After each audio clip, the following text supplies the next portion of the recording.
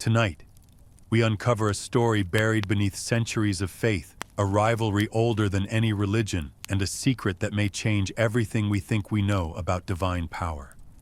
They say the walls of Rome hold every secret, but some are buried far deeper.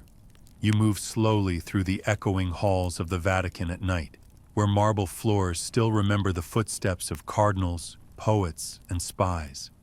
The air tastes faintly of incense and dust, like a cathedral that has been breathing for centuries. Somewhere above you, bells mark an hour that doesn't quite exist. Too late for evening prayers, too early for dawn confessions. You probably won't survive this. So, before you get comfortable, take a moment to like the video and subscribe, but only if you genuinely enjoy what I do here. And since I'm always curious, tell me in the comments where you're watching from and what time it is there. Now, dim the lights, maybe turn on a fan for that soft background hum, and let's ease into tonight's journey together, because what waits beneath St. Peter's Basilica isn't supposed to exist at all. They say beneath the marble altar where Peter's bones rest, a series of sealed tunnels winds into chambers that never appear on any blueprint. Tourists see gold ceilings and mosaic saints. You see shadows that move in the corner of your eye, like memories replaying themselves.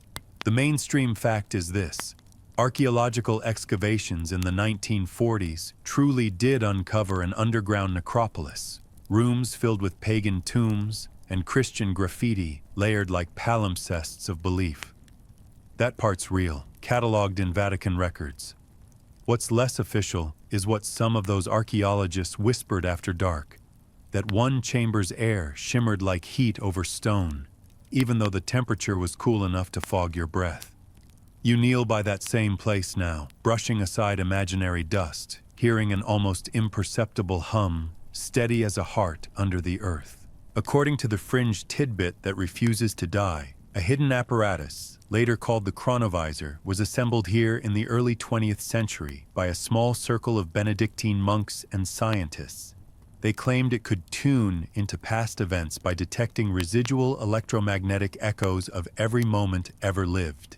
It sounds like pseudoscience wrapped in scripture, and yet you notice how the Vatican's own radio division, founded in 1931 by Guglielmo Marconi, suddenly halted a mysterious side project around the same decade the chronovisor rumors begin. Coincidence maybe, or maybe divine bandwidth just ran out of signal.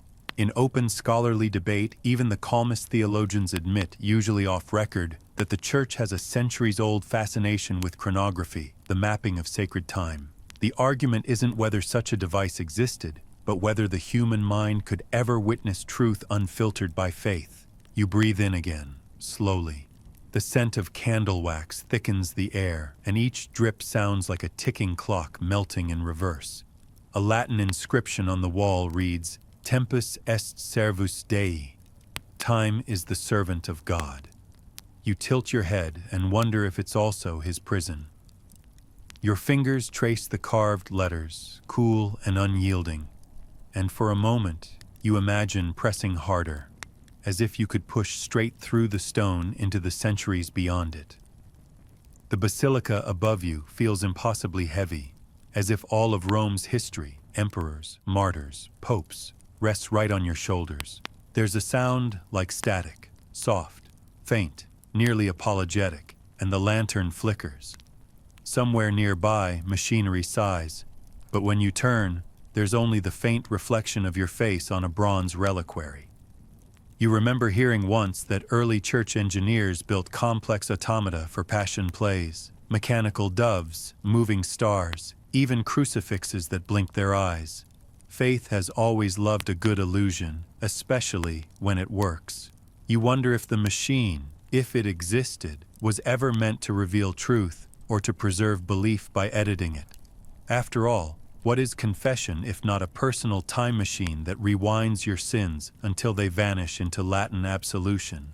The guidebook would tell you that nothing supernatural happens here, that the Vatican guards its secrets with bureaucracy, not miracles. But as you stand in that crypt, you feel a warmth that doesn't belong in a place carved from stone. The hum steadies, a frequency low enough to travel through your bones, and for a fleeting second you think you hear distant voices speaking from another century. Gregorian tones layered with the metallic whine of something not entirely human. Maybe it's imagination. Maybe it's the kind of dream the church warns you about. The kind that tempts curiosity instead of repentance. A drop of water falls from the ceiling, hits your sleeve, and leaves a mark that shimmers faintly gold before fading. You laugh under your breath, because why not, and whisper that it's just bad plumbing. But then, you recall the old Jesuit joke. If God ever speaks through the pipes, make sure you have a recorder running. You can almost picture a priest with a reel-to-reel tape machine crouched somewhere nearby, waiting to capture divine feedback. Up above, a gust of air stirs through the grates. You catch a hint of Rome's midnight rain mixed with the electric scent of ozone. The hum lowers, more rhythmic now, almost matching your heartbeat. For a moment, everything, the saints in marble, the tombs, the stories of forbidden experiments, feels like one enormous organism, breathing beneath centuries of stone. You half expect the floor to pulse. The rational part of you wants to document it, cite sources, cross-reference the myth. The tired, late-night part of you just wants to lean against a pillar and listen until time itself exhales. And when it does, very quietly, you hear what might be the first note of a hymn that hasn't been written yet. It drifts up from the dark, fragile as candlelight, and you realize that maybe that's what the Vatican's time machine really was. Not metal or lenses or gears, but faith's own refusal to let any moment, once holy, ever fully die. The hum fades, the air stills. Somewhere, a bell rings 13 times, and you think softly that maybe you've already stepped inside the machine without realizing it. You wake before dawn, still unsure if you ever truly slept. The Vatican hum lingers in your ears like tinnitus from another century, and as you make your way up toward the archives, you start to notice how every fresco looks slightly different under the pale morning light, as if time itself has shifted by a few brushstrokes while you weren't looking. The marble cherubs above the stairway seem to squint knowingly. The eyes of saints tilt just enough to make you uneasy. Somewhere behind the Vatican Library's thick oak doors, the hum returns, faint and methodical, as though a hidden projector is warming up. They say the chronovisor was no more than a myth, but every myth, you think, starts as a technical manual someone wasn't supposed to find. The mainstream fact is simple. In 1952, Father Pellegrino Ernetti, a Benedictine monk and musicologist, claimed to have worked on a mysterious device capable of seeing into the past. His story was printed in La Domenica del Corriere decades later, described as a television for time. He never retracted it, not even on his deathbed. You can almost hear his voice explaining frequencies and harmonics, his fingers trembling on organ keys that somehow doubled as controls for eternity. According to Ernetti, the machine could capture energetic residues left by every event in history, like film stills burned into the fabric of space-time. It was, in theory, the ultimate surveillance camera for God. The idea makes you laugh quietly, the kind of laugh you use when you realize you've been Googling symptoms at 3 a.m., but the humor fades fast when you remember how serious he sounded describing the images he saw, the face of Christ on the cross, the speeches of Cicero, even a lost tragedy of the playwright Quintus Ennius. The Vatican dismissed the claims, of course, officially. Yet not one document ever surfaced proving Ernetti was punished or silenced.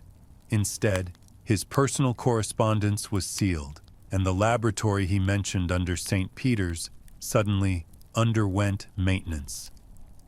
You picture a priest in a lab coat, trying to decide whether to bless the power cable or just unplug it. The fringe detail that keeps historians awake, and yes, they admit this over late-night espresso, is that an alleged photograph still exists somewhere in the archives. A blurry, sepia-toned image said to depict the crucifixion. Skeptics exposed a similar photo from a 19th century devotional print, yet conspiracy lovers insist that was the Vatican's cover story, an early attempt at deepfake damage control before Photoshop was even a dream. And somewhere in the middle, scholars debate whether Ernetti's vibrational theory could be a metaphor for acoustic archaeology, real science that recovers ancient sounds etched invisibly in materials. There's your open scholarly debate for tonight. Could the walls of history actually remember? Could vibration be the universe's own handwriting? You pause, listening again to that subtle, low tone hiding behind the Vatican's endless quiet, and wonder if maybe you're hearing the same hum he once described. The corridors here smell like polished wood and old books marinated in incense. You follow a narrow passage toward the Jesuit archives, a place so restricted that even the cleaning staff seem to avoid it out of respect or superstition. A small brass plaque reads, Experimenta Temporum, 1960 to 1962, though the date looks suspiciously scratched over, as if time itself didn't like being catalogued. You press your hand to the cool metal and feel a faint vibration, the kind you get when an old tube amplifier warms up. The Vatican guards say these are just air circulation vents. You smile, sure, and Michelangelo painted the Sistine Chapel for fun on weekends. Inside the chamber, light seeps through a single stained glass window depicting St. Augustine holding an hourglass. The dust in the air glitters like suspended seconds. You half expect someone in a cassock to appear and scold you for trespassing, but the room is empty, except for a large covered object draped in cloth. The fabric smells of myrrh and ozone. Your fingers hesitate before pulling it back, because let's be honest, you've watched enough movies to know this is how bad decisions start. But curiosity wins, as always. Beneath the cloth sits a polished brass console the size of a piano, its surface studded with dials, reels, and a central lens like the eye of a camera that never blinks. The lens stares at you as if offended that it's been left idle for decades. You whisper something meaningless, maybe an apology, maybe a joke about Vatican Wi-Fi, and then the hum deepens. A tiny spark flares across the console, soft as static, and for a moment, you swear you see motion inside the lens. Not reflection, not refraction, but depth. Clouds, columns, a flicker of sunlight that doesn't belong to this room. You blink hard, and it's gone, leaving only your own bewildered face mirrored back at you.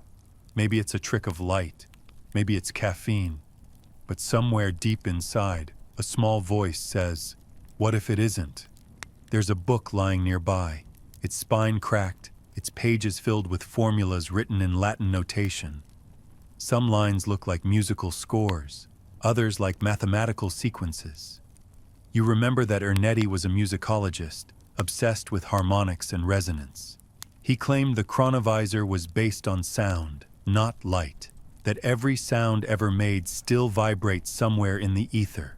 Imagine listening not just to Bach, but to the murmurs of Pompeii before the ash fell, to Cleopatra's last breath, to your own voice from yesterday repeating your mistakes. It's poetic, tragic, and deeply inconvenient for privacy laws. You sit down in front of the machine. The brass surface is warm now, as though it's remembering you. A low tone begins to modulate, oscillating between F and something you can't quite name, like a frequency that exists between notes. The stained glass light flickers through shades of violet and green, and for one absurd moment you think you see a figure forming in the glass. A silhouette of a man nailed to wood, head tilted in quiet resignation. Then the light steadies, and he's gone. You release a breath you didn't know you were holding. You tell yourself this is how sleep deprivation feels. That Ernetti must have been exhausted too. Still, there's something strangely comforting about the idea that time could be replayed, even if imperfectly. Humans archive everything, texts, relics, even fingernail clippings of saints. So of course, someone would try to archive the past itself.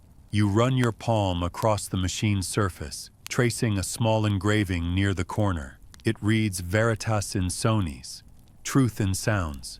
The letters feel alive, like they hum when you touch them. Outside, the bells begin their morning toll, 7 chimes for an hour that feels stretched thin. You wonder if Father Ernetti ever stood right here, adjusting these same knobs, believing with absolute certainty that he had tuned into history's heartbeat. For a brief, reckless second, you consider flipping the main switch, just to see, just to prove the legend wrong or right. But something stops you, a noise, faint and human, echoing from the hallway. Footsteps. You freeze. The hum dims. The room smells suddenly of cold air and frankincense. A tall shadow pauses at the doorway, backlit by the morning sun. You can't see a face, only the outline of a robe, a gloved hand holding what looks like an old reel of magnetic tape. The voice that speaks is calm, amused, and unmistakably real. "You shouldn't be here," it says. "Not yet." Then the shadow turns and walks away, leaving behind a faint trail of dust that smells faintly burned, as if time itself left a fingerprint on the floor. You exhale, shaky but laughing, because of course that's what happens when you go looking for forbidden inventions before breakfast. Still, you notice that the chronovisor's lens remains faintly lit, a tiny golden circle pulsing like a heartbeat that doesn't belong to you. Maybe it's harmless static. Maybe it's a fragment of the past trying to get your attention. Either way, as you step back into the Vatican corridors, you can't shake the feeling that somewhere, something ancient just woke up and knows your name.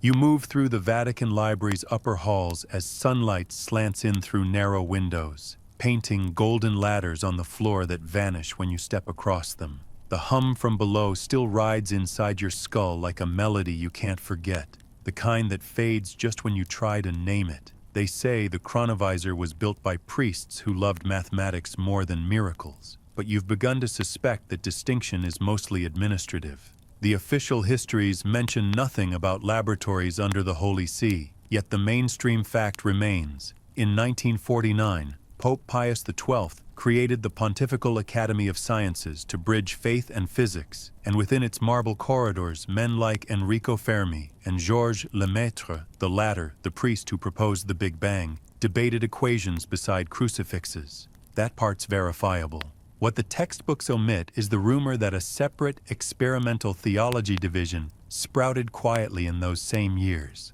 a cloister where monks tinkered with lenses and oscilloscopes, hoping to glimpse God through refraction instead of revelation. The records call them the inventors of sacred optics. You imagine them now, robed figures squinting through crystal prisms, charting wavelengths as though light itself carried confessions.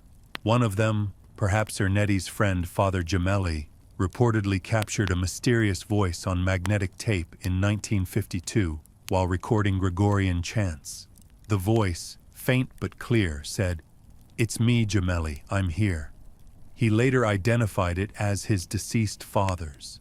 The Vatican labeled it unexplained interference, but the phrase caught on. Even scientists whispered about psychophonies, echoes of the dead sneaking through electrical circuits like shy ghosts in lab coats. You think about that as you walk past an antique phonograph resting on a display table, its brass horn glinting like a trumpet waiting for Judgment Day. You almost expect it to speak. A whisper of ozone trails through the hallway, followed by the dry shuffle of ancient pages turning somewhere beyond view. The scent of old parchment and lemon polish fills the air, and you realize how much the Vatican smells like time itself, sweet, brittle, and faintly decaying. You pause at a window overlooking the Vatican gardens. Down below, gardeners in green uniforms tend to the hedges shaped like keys and crosses, moving in slow, deliberate rhythms, as if pruning eternity requires precision. The hum is quieter now, but you can feel it traveling through the stone beneath your feet, steady as blood flow. You recall a story, a fringe tidbit you once read in a forum so old its fonts looked medieval, about how the earliest designs for the chronovisor borrowed from something called the speculum temporis, a medieval concept proposed by Roger Bacon. Bacon believed that mirrors could store images indefinitely, a theory that earned him both admiration and house arrest. The idea was simple. Light, once emitted, continues forever, carrying every reflection with it. If you could reconstruct that wave, you could see any past event. You grin, thinking it's both genius and impractical, like trying to stream history from a cosmic hard drive that never deletes its cache. Still, it sounds eerily similar to Ernetti's harmonic fields. Maybe the Church never discarded Bacon's idea. It just waited 7 centuries for the hardware to catch up. The open scholarly debate around all this, when phrased politely in journals, centers on whether human perception can ever detach from temporal sequence. Can faith or technology truly see the past without rewriting it in the act of observation? You imagine a theologian and a physicist sharing espresso, arguing over Schrödinger's confessional booth. Once you observe a sin, has it already been forgiven or forever recorded? You smile at your own thought. It's absurd, but so was the Renaissance, and look how that turned out. The corridor leads into a domed reading room bathed in soft amber light. Thousands of manuscripts line the walls, each bound in leather that sighs when touched. You choose one at random, its Latin title flaking like old paint, Specula Sacra, Notes on Divine Reflection. Inside, sketches of lenses intertwine with marginal prayers as though optics and theology were twin languages translating the same longing. You find a diagram showing concentric circles labeled lux, fides, memoria, and in the center, a tiny drawing of a human eye with rays extending outward into infinity. The caption reads, "Vision is a covenant between the seen and the unseen." You trace the ink with your fingertip and realize it's slightly raised, as if the drawing were embossed from the other side. Turning the page reveals nothing but blank vellum. The image, it seems, only wants to exist when watched. You chuckle quietly, imagining medieval monks accidentally inventing augmented reality with quills and candlelight. The humor fades when you glance toward the far wall, where a faint beam of light filters through a high slit window and lands precisely on a bronze sphere suspended by wires. Inside the sphere glints a cluster of mirrors arranged like a miniature planetarium. The light strikes it, scatters, and suddenly the room fills with reflections. Hundreds of tiny inverted bookshelves, each containing an image of you standing in the center. For a dizzying second, you see yourself multiplied across time, every version a few milliseconds out of sync. When you raise your hand, a dozen delayed echoes follow. You tell yourself it's physics. You tell yourself that a concave mirror array would do that. But part of you, the same part that believes old hymns still echo in stone, wonders if the device just sampled your present for later playback. You take a step closer. The reflections shiver, then merge into one. The mirrors dim. Silence. Only your breathing remains, loud in the hush of the library. You realize how strange it is that silence feels heavier after sound. Maybe that's what the inventors of sacred optics were chasing. Not images of the past, but the weight of its quiet after the last sound fades. In the corner of the room, a small brass plate bears an inscription, Archivum Erneti, Donum 1964. So, he was here too. You imagine Erneti sitting at this same table, translating music into equations, believing he could resurrect history through frequency. Perhaps he did. Perhaps somewhere, every note he played still vibrates, waiting for another fool with insomnia and faith to stumble into its resonance. You close the manuscript gently, leaving fingerprints that will confuse archivists decades from now. As you exit the reading room, the morning has brightened. Tourists' voices echo faintly from distant courtyards, innocent and unaware that a few floors below, time might still be looping like an old tape reel. You pause at the threshold, glance back once more, and see the mirrors catch the sunlight again. This time, they reflect nothing at all, not even you, just pure, golden light filling the space where curiosity used to be. You smile softly. Maybe that's the truest experiment of all. Discovering that sometimes the past refuses to be looked at because it's too busy watching you. Rome never really sleeps, it just changes its accent. By the time you leave the Vatican Library and cross into the open morning air, the streets already hum with mopeds, prayers, and pigeons who act like they own the joint. The sun glints off domes and statues that have seen too many centuries to care about human schedules. You walk toward the edge of Vatican City, where the ancient and the modern rub shoulders like old frenemies. Somewhere beyond the walls, tourists snap selfies in front of the Colosseum, unaware that they're standing on the same cobblestones where priests once measured shadows to tell divine time. The mainstream historical fact is this: long before Christianity ever borrowed Rome's architecture, Roman engineers had perfected the art of timekeeping. The Solarium Augusti, a massive sundial built by Emperor Augustus around 10 BCE, used an Egyptian obelisk as its gnomon and marked not just the hours, but the very rhythm of imperial faith. The Romans didn't just measure time, they owned it, branded it, and declared it holy. You realize that the Vatican never forgot that lesson. It merely inherited the trademark. The hum returns faintly, carried on a warm breeze from the direction of the Tiber. You pause at a small fountain shaped like a lion's head, listening to the burble of water and the distant toll of bells. For a moment, you wonder whether the sound waves bouncing through these streets might still carry traces of Caesar's last words, or perhaps a baker cursing the price of flour in Latin. The idea makes you smile, though not entirely ironically. Somewhere in the folds of physics and faith lies the uncomfortable possibility that time doesn't pass. It piles up like layers of frescoes waiting to be restored. You think of the chronovisor again, its humming lens perhaps just the latest heir to Rome's obsession with turning chronology into empire. Down the street, you pass the ruins of the Horologium Augusti, where archaeologists have rebuilt fragments of the ancient sundial. The stone pavement still bears faint lines carved for equinox and solstice, though now they're half buried under modern asphalt and gum wrappers. A guide explains to a cluster of tourists that the obelisk's shadow once fell exactly on Augustus's altar to peace every September 23rd, his birthday, naturally. You linger at the back, pretending to check your phone while eavesdropping.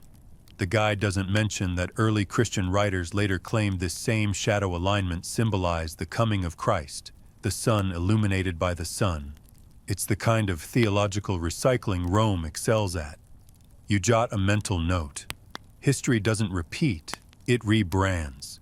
There's a cafe nearby where students from the Pontifical Gregorian University sip espresso beside professors quoting Aristotle like gossip.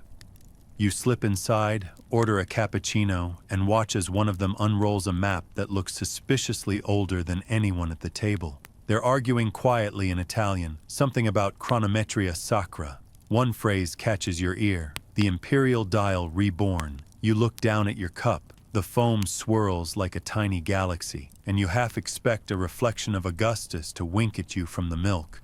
The thought is ridiculous, but not as ridiculous as the idea that faith might have evolved directly from Caesar's obsession with timekeeping. Still, it fits.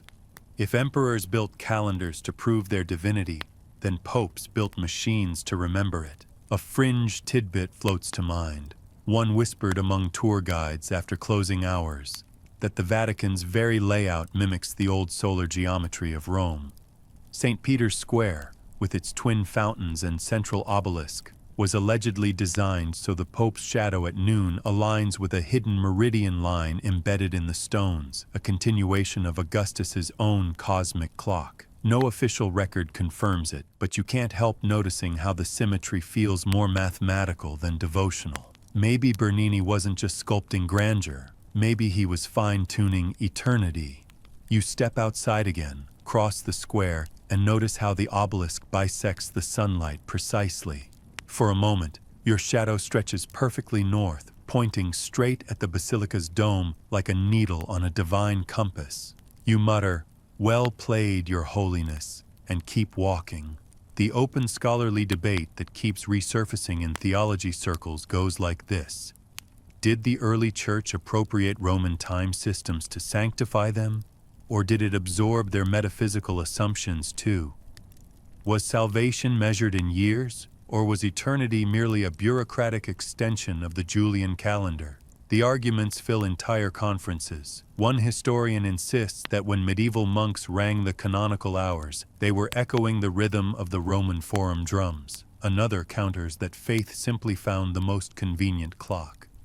You imagine them both at dinner later, clinking wine glasses, secretly relieved that they're arguing about metaphysics instead of funding. As you wander toward the Tiber, the city hum deepens into a kind of heartbeat. You stop on a small bridge, gaze down at the murky water sliding under arches older than memory, and suddenly it hits you. Maybe Rome itself is the real chronovisor. layers of civilization built atop each other like overlapping film reels, all playing at once if you know how to look.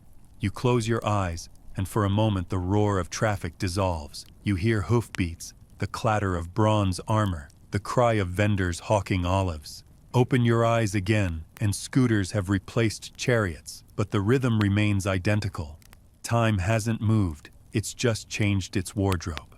You recall how Augustus supposedly declared, "I found Rome a city of brick and left it a city of marble."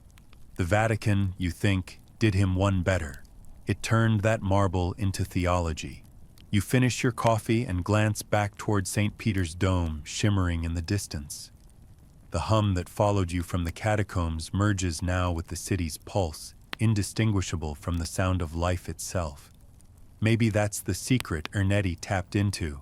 Not a machine that travels through time, but a city that never stopped broadcasting its own memories. A street performer starts playing violin near the bridge, the notes echoing off the stone walls with uncanny clarity. The melody feels ancient, like something you might have heard in a Roman bathhouse if bathhouses had playlists. You drop a coin in his case. It lands with a chime that harmonizes perfectly with his next note. Coincidence, perhaps, but you feel the vibration crawl up your wrist like déjà vu. You think back to the bronze sphere in the library, the reflections slightly out of sync, and wonder whether sound, not sight, is the true key to history. As the sun climbs higher, you turn toward the Vatican once more. The bells begin their noonday sequence, echoing through alleys that have seen emperors, inquisitors, and tourists share the same lunch break. You smile, half dazed, half grateful, realizing that every ring of those bells is an act of temporal defiance, a reminder that Rome still dictates when the world should pause. Maybe that's why the chronovisor could only be born here. This city has always believed it owns the patent on eternity. A gust of warm wind scatters a few papers from a vendor's stand. One flutters to your feet, a cheap postcard of the Colosseum with a quote printed beneath, "Tempus vincit omnia." Time conquers all. You turn it over, expecting blankness, but there's a small smudge of gold ink forming what looks like an eye. You blink, and it's gone, leaving only the faint outline of your own reflection. You pocket the card without thinking. The hum fades again, but you sense it hasn't left, only hidden itself in the rhythm of the city, waiting for night to fall so it can start whispering once more. Night has a way of making the Vatican look honest. The marble cools, the tourists vanish, and the guards retreat into patterns that haven't changed since the Renaissance. You walk along the corridor that leads to the Apostolic Palace, guided only by the yellow glow of antique lamps that hum with low electric fatigue. The frescoed ceilings above you shimmer faintly, the saints and angels staring down with expressions that could be reverence or suspicion. You've stopped trying to tell the difference. Tonight, you're after the place rumored to exist beneath the palace. The so-called Pope's Shadow Laboratory, a chamber sealed by decree in the 1970s and whispered to have contained the remains of the Chronovisor project. The mainstream historical fact, the kind even skeptics concede, is that the Vatican once hosted the Specula Vaticana, the Vatican Observatory, and maintained experimental research labs equipped with early cathode ray devices and magnetic recorders during the mid-20th century. That's documented, harmless, and respectable. But the fringe additions, those are the ones that keep janitors, archivists, and the occasional insomniac priest from sleeping soundly. They speak of a room under the observatory where theology met circuitry, where Jesuit physicists claim to have recorded the resonance of souls. You find the entrance exactly where rumor promised it would be, behind an unmarked bronze door at the end of a narrow hallway near the papal archives. The door has no lock, only a small Latin inscription, "In silentio veritas," in silence, truth. You push, expecting resistance, but it opens easily, releasing a draft of air that smells of ozone and candle soot, like a church that's also a power station. The staircase spirals downward, each step worn concave from centuries of cautious feet. You descend slowly, counting the turns until the sound of the city fades entirely, and only the faint electric pulse remains, a heartbeat trapped in stone. At the bottom, an iron gate waits half open, its hinges sighing as you nudge it aside. The chamber beyond glows with soft amber light. Dozens of old devices sit beneath glass domes. Reels, mirrors, projectors, and a network of copper wires strung across the ceiling like a spider's web. The hum you've been chasing all night swells here, low and resonant, as if the room itself is breathing through the machines. You can almost hear words forming inside it, not speech exactly, but rhythm, like Gregorian chant translated into voltage. On one table lies a stack of labeled cassettes, each marked with a date and a single Latin name: Franciscus, Leo, Pius, Benedictus. Popes, everyone. You run your finger along the spines. The air feels heavy, static, prickling your skin as if invisible eyes are watching from the corners. The mainstream fact connects again. In 1957, Pope Pius XII approved limited scientific collaboration with Jesuit researchers for audio documentation of liturgical environments. The program's stated purpose was to capture the acoustics of sacred spaces for study. Yet one internal memo, leaked decades later, mentioned voices beyond the threshold of measurable time. It was dismissed as poetic exaggeration, but you can imagine the scene. A priest adjusting dials, hearing something that doesn't belong to the present, and deciding to call it a miracle rather than a malfunction. You smile softly. That's theology's favorite debugging strategy. A brass panel on the wall bears an etched schematic that looks both mechanical and anatomical. A cross-section of a human head intersected by lines of frequency labeled cerebrum, templum. You trace the design, realizing it suggests the machine once interfaced with thought itself. Perhaps that's what they meant by recording souls. Neural echoes translated into sound. The open scholarly debate that survives in cautious academic papers phrases it politely: can consciousness leave a measurable imprint independent of biological medium? In layman's terms, can your mind haunt a circuit board? Physicists scoff, but the Vatican never fully abandoned the idea. It simply rebranded it as metaphysics. You step closer to one of the consoles. The control labels are in Italian, handwritten on aging tape. Inizio. Rivelare. Silenzio. Start. Reveal. Silence. The last button feels ominously final, like an off switch for existence. You hesitate, then press Rivelare. The lights dim slightly. The hum deepens. Across the wall, a small monitor flickers to life, its glass bulb glowing like an amber eye. At first, there's nothing but static, grainy snow dancing across the screen. Then shapes coalesce. The outline of a man kneeling, candlelight wavering around him. His robes are unmistakable, papal white trimmed in gold. He's praying before a machine identical to the one you're touching. For a long moment, you and he mirror each other across decades, both intruders in time. Then the image jerks, distorts, and dissolves into a cascade of flickering faces, saints, emperors, and something that might be you, older, uncertain, turning away. The hum peaks, the monitor blinks out. Silence. You back away, half laughing, half shaking. Of course, you whisper. Leave it to the Vatican to invent divine CCTV. The sound of your voice startles you. It echoes oddly, returning as a faint whisper that doesn't match your timing. You listen closer. The echo repeats your words, but slightly delayed, like someone following a step behind in conversation. You swallow, tell yourself it's acoustics, not ghosts. Yet as you turn to leave, a phrase surfaces in the static, soft and paternal. Non temere, filius. Fear not, my son. You freeze. The words fade, replaced by the faint click of tape spinning out. You climb the stairs faster than you'd like to admit, the air growing warmer as you ascend. When you reach the bronze door again, you pause, heart steadying. The corridor outside feels safer, almost banal. A guard passes by, nods politely, and continues without question. For a moment, you consider telling him what you saw. But what would you say? That the Pope's private laboratory is still running an unauthorized broadcast from eternity? You chuckle quietly. It would sound like a late-night radio conspiracy, which in fairness is exactly what this has become. Still, you can't shake the sense that the hum followed you up the stairs. It vibrates faintly beneath your ribs, synchronized with your heartbeat, as if the machine imprinted something on you before you left. You glance at your reflection in a nearby window and swear. For an instant, the glass shows a faint halo of static around your head. Maybe it's just fluorescent light. Maybe it's faith having a sense of humor. Either way, you turn from the window and whisper a single word toward the floor below. Thank you, or possibly forgive me, and the hum responds with one soft pulse before fading back into silence. By the time you reach the courtyard, dawn has begun again.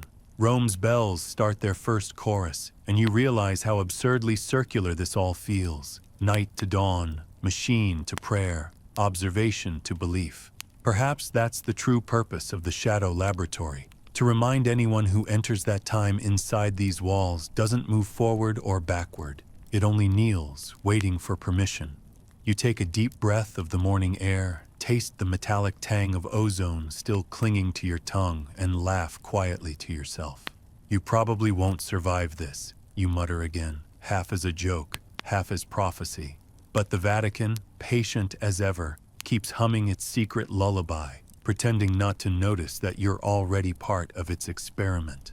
The next day dawns hazy and gold, a Rome kind of morning that makes marble sweat. You wake in a small pensione across the river, the kind with curtains that look like they've been ironed since the Renaissance, and a faint smell of espresso clinging to everything, including the air. You lie there for a while, letting the hum of traffic blend with the other hum, the Vatican's hum, that still throbs somewhere behind your ears. It's quieter now, more like a heartbeat remembered than a sound, but it's enough to pull you back into the labyrinth of last night. You stare at the cracked ceiling and wonder if you dreamed the flickering images, the papal silhouette, the whisper that called you Filius. Maybe you did. Maybe the Vatican's Shadow Laboratory is just an elaborate metaphor for guilt management. Or maybe, you think, blinking against the morning light, you've seen proof that faith once owned a camera. By mid-morning, you're back inside the walls, this time under an official pretense, a visitor's pass to the Vatican Film Archive. The mainstream fact is innocent enough. Since 1959, the Vatican has maintained one of the largest religious film collections in the world, cataloging everything from papal visits to silent biblical epics. Rows of reels line shelves like metallic rosaries, each labeled in Latin shorthand. But the archivists whisper about another set of films that never made the index. The fringe tidbit says that deep inside the restricted vaults lies a hidden cabinet of canisters stamped with a single word, Chronica. Allegedly, these are not documentaries but recordings of history itself, prophecies and events replayed on film, each reel marked by date and location, none of which match reality's known timeline. You meet the archivist, a pale man in rimless glasses who speaks as though the walls are listening. He leads you past aisles of celluloid spines until you reach a door marked Privato. Inside, the air is cool and smells faintly of vinegar, the scent of old film dying slowly. The man says nothing, just nods toward a metal cabinet. Its paint has blistered, as if it survived fire or something worse. He unlocks it with a key shaped suspiciously like a crucifix. You expect drama, music, revelation, but instead he simply gestures you forward, shrugs, and leaves. Alone, you pull the first reel free. It's heavier than you'd expect. The label reads, Jerusalem, 33 AD. You smile. Someone has a sense of humor. Then you notice the catalog code, C-0001. You thread the film through a projector sitting on a wooden desk. When the reel begins to turn, the hum that's haunted you for days returns instantly, low and patient.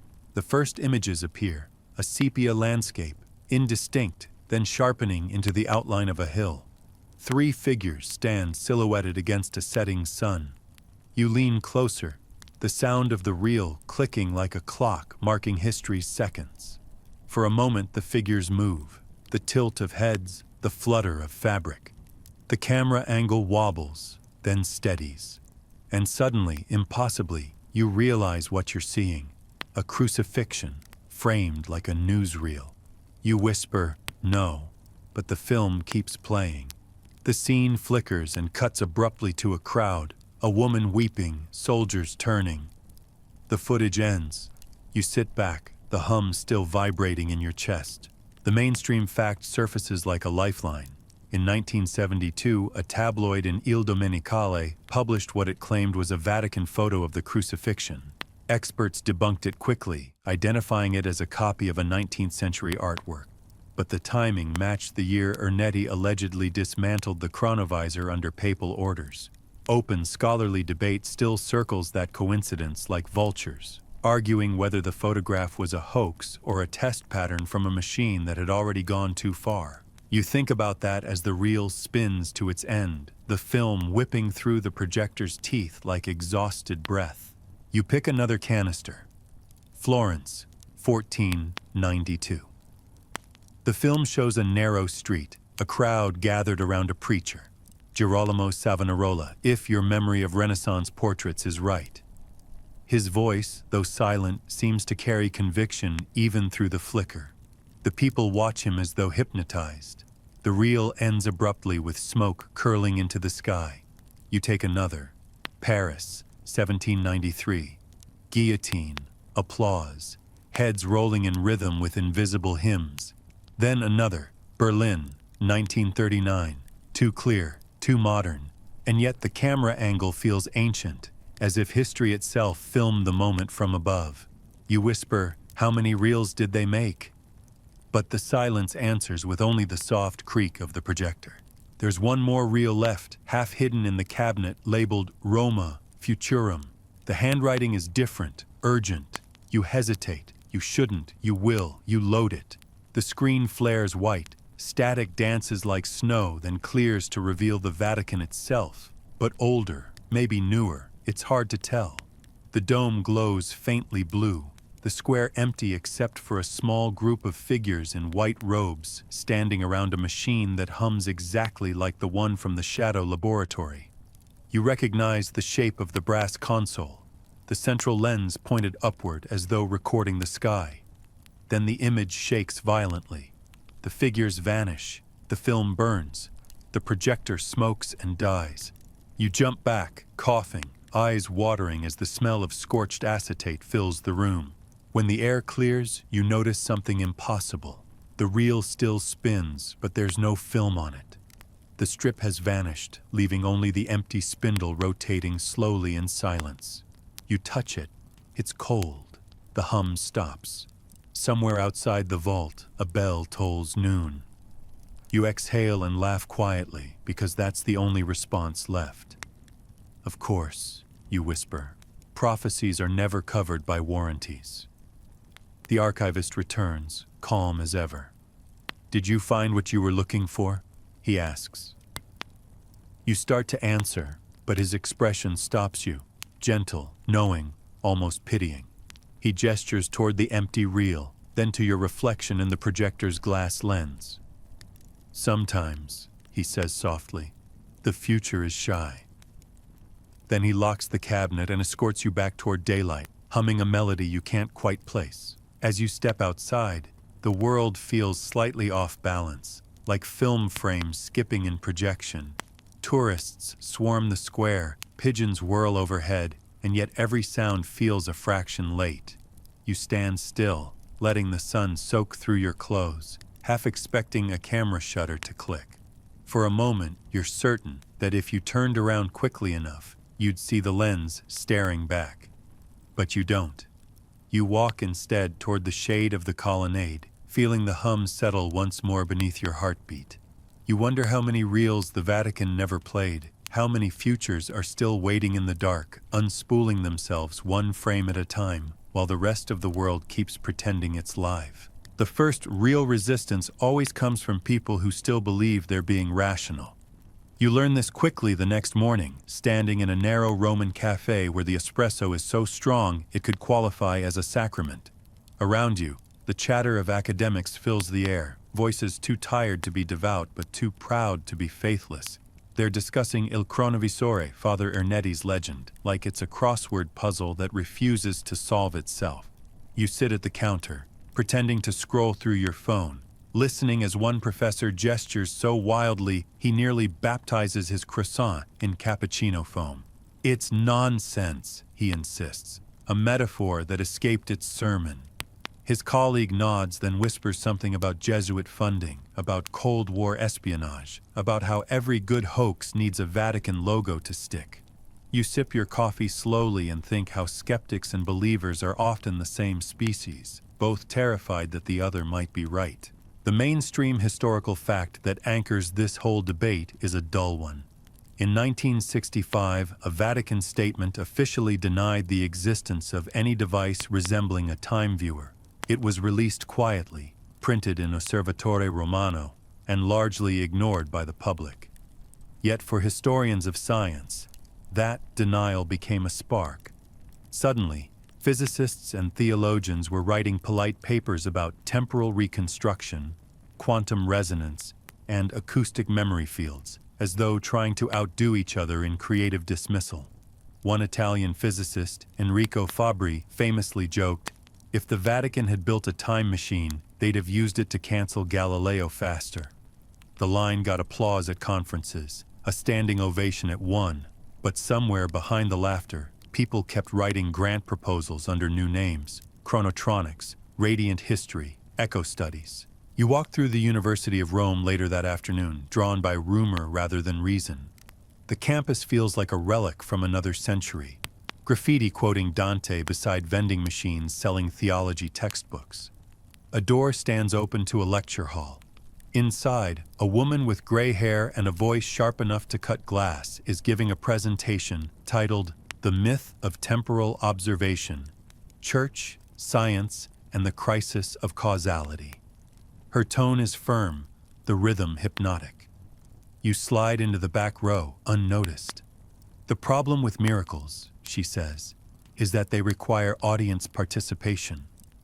The slide behind her shows a photo of Father Ernetti smiling awkwardly beside an oscilloscope. He was a gifted musician, yes, but he believed harmony could bend reality.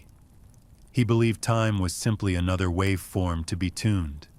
She pauses, letting the skepticism settle like incense.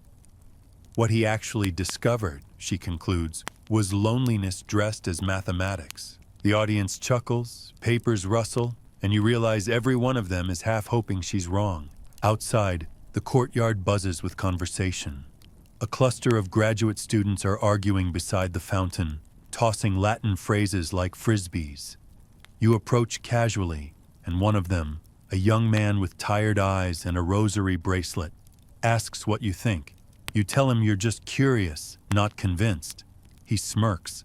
"That's the most dangerous position," he says. "That's how every prophet starts."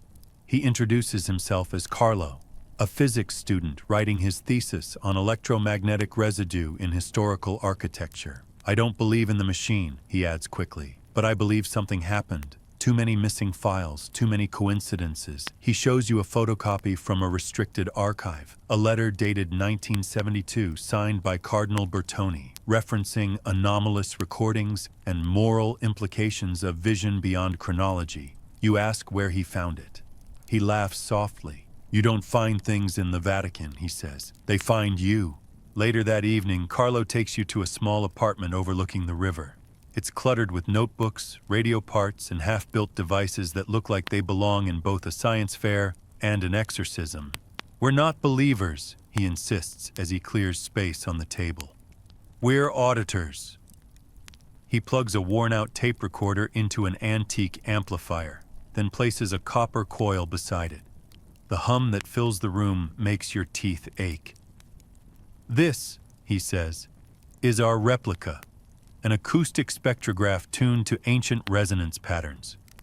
We feed it frequencies recorded in basilicas and catacombs. Sometimes it plays back. Things he presses a button. Static crackles. Then faintly, a voice. It's distorted, layered, but you recognize fragments of Latin. Non sum mortuus. Memini. I am not dead. I remember. You feel the hairs on your arms rise. Carlo looks at you, half triumphant, half terrified. "It's probably radio interference," he says too quickly. You nod. Of course. You both know you'll never believe that explanation again. The open scholarly debate around such electronic voices has its own respectable name: instrumental transcommunication. Psychologists call it pareidolia. Believers call it revelation. The Vatican calls it inadmissible. But buried in one academic footnote you once read, a paper published in 1984 by a Jesuit named Father Lamberti, was a curious line. If perception is memory made audible, then to hear the past is merely to remember with instruments. You think about that as the tape loops again, the same voice whispering the same sentence but with slight variations each time, as though editing itself in real time. You wonder whether the chronovisor ever did the same, replaying events until they improved. You leave Carlo's apartment close to midnight. The streets are nearly empty, the air thick with the smell of rain and espresso grounds. Rome at night feels older, truer, like the city peels off its daylight mask and lets the centuries breathe. You walk aimlessly, your reflection fractured in wet cobblestones. Every passing window shows candlelight, icons, screens, each a different version of faith flickering in its frame. You think about skeptics and priests and scientists, all trying to outwit mystery with terminology. The city hums faintly beneath it all, that same frequency that's followed you since the basilica, patient as a prayer you've forgotten the words to. You find yourself standing before the Pantheon without meaning to. Its columns rise like ribs from another age, sheltering the heart of everything Rome refuses to let die. Rain trickles from the oculus, silver and deliberate. You step inside, the echoes of water and whispers mingling above. The guide's voice floats from the shadows. Built by Agrippa, rebuilt by Hadrian, consecrated by Boniface IV. He calls it transformation. You call it recycling. Somewhere between those centuries, you realize, is where the Vatican learned to edit reality. If the chronovisor ever existed, it wasn't a leap of faith. It was a continuation of Roman engineering with better branding. Back outside, you pause beneath a street lamp buzzing like an annoyed angel. A newspaper vendor nearby is closing shop. One headline catches your eye. Vatican denies time machine claims anew, calls rumors persistent heresy. The article rehashes the usual points, quoting a Vatican spokesperson who laughs kindly at the question before reminding the journalist that faith deals in eternity, not rewind buttons. You chuckle softly, appreciating the PR elegance. Then you notice the dateline, tomorrow's date. You blink. The paper flutters in the wind, smudging the ink. When you look again, the headline is gone, replaced by something banal about tourism. You rub your eyes and blame exhaustion. But as you walk away, the vendor mutters, "They always reprint the same stories." Sometimes they print them too early. The skeptic in you, the one you're trying to preserve for the sake of sanity, wants to catalog all this as coincidence. Yet the hum won't stop. And somewhere deep inside, you sense you've already crossed a line between investigation and initiation. Every rational argument you've heard today feels rehearsed, as if denial itself were scripted by someone terrified of applause. You recall the professor's line from the lecture, "He discovered loneliness, dressed as mathematics." Maybe skepticism is just faith wearing a lab coat, embarrassed by its own longing. You wander back toward your hotel through Trastevere's crooked streets. A stray cat trails you for half a block, then vanishes under a doorway marked with a painted symbol, an eye inside a triangle, half worn away.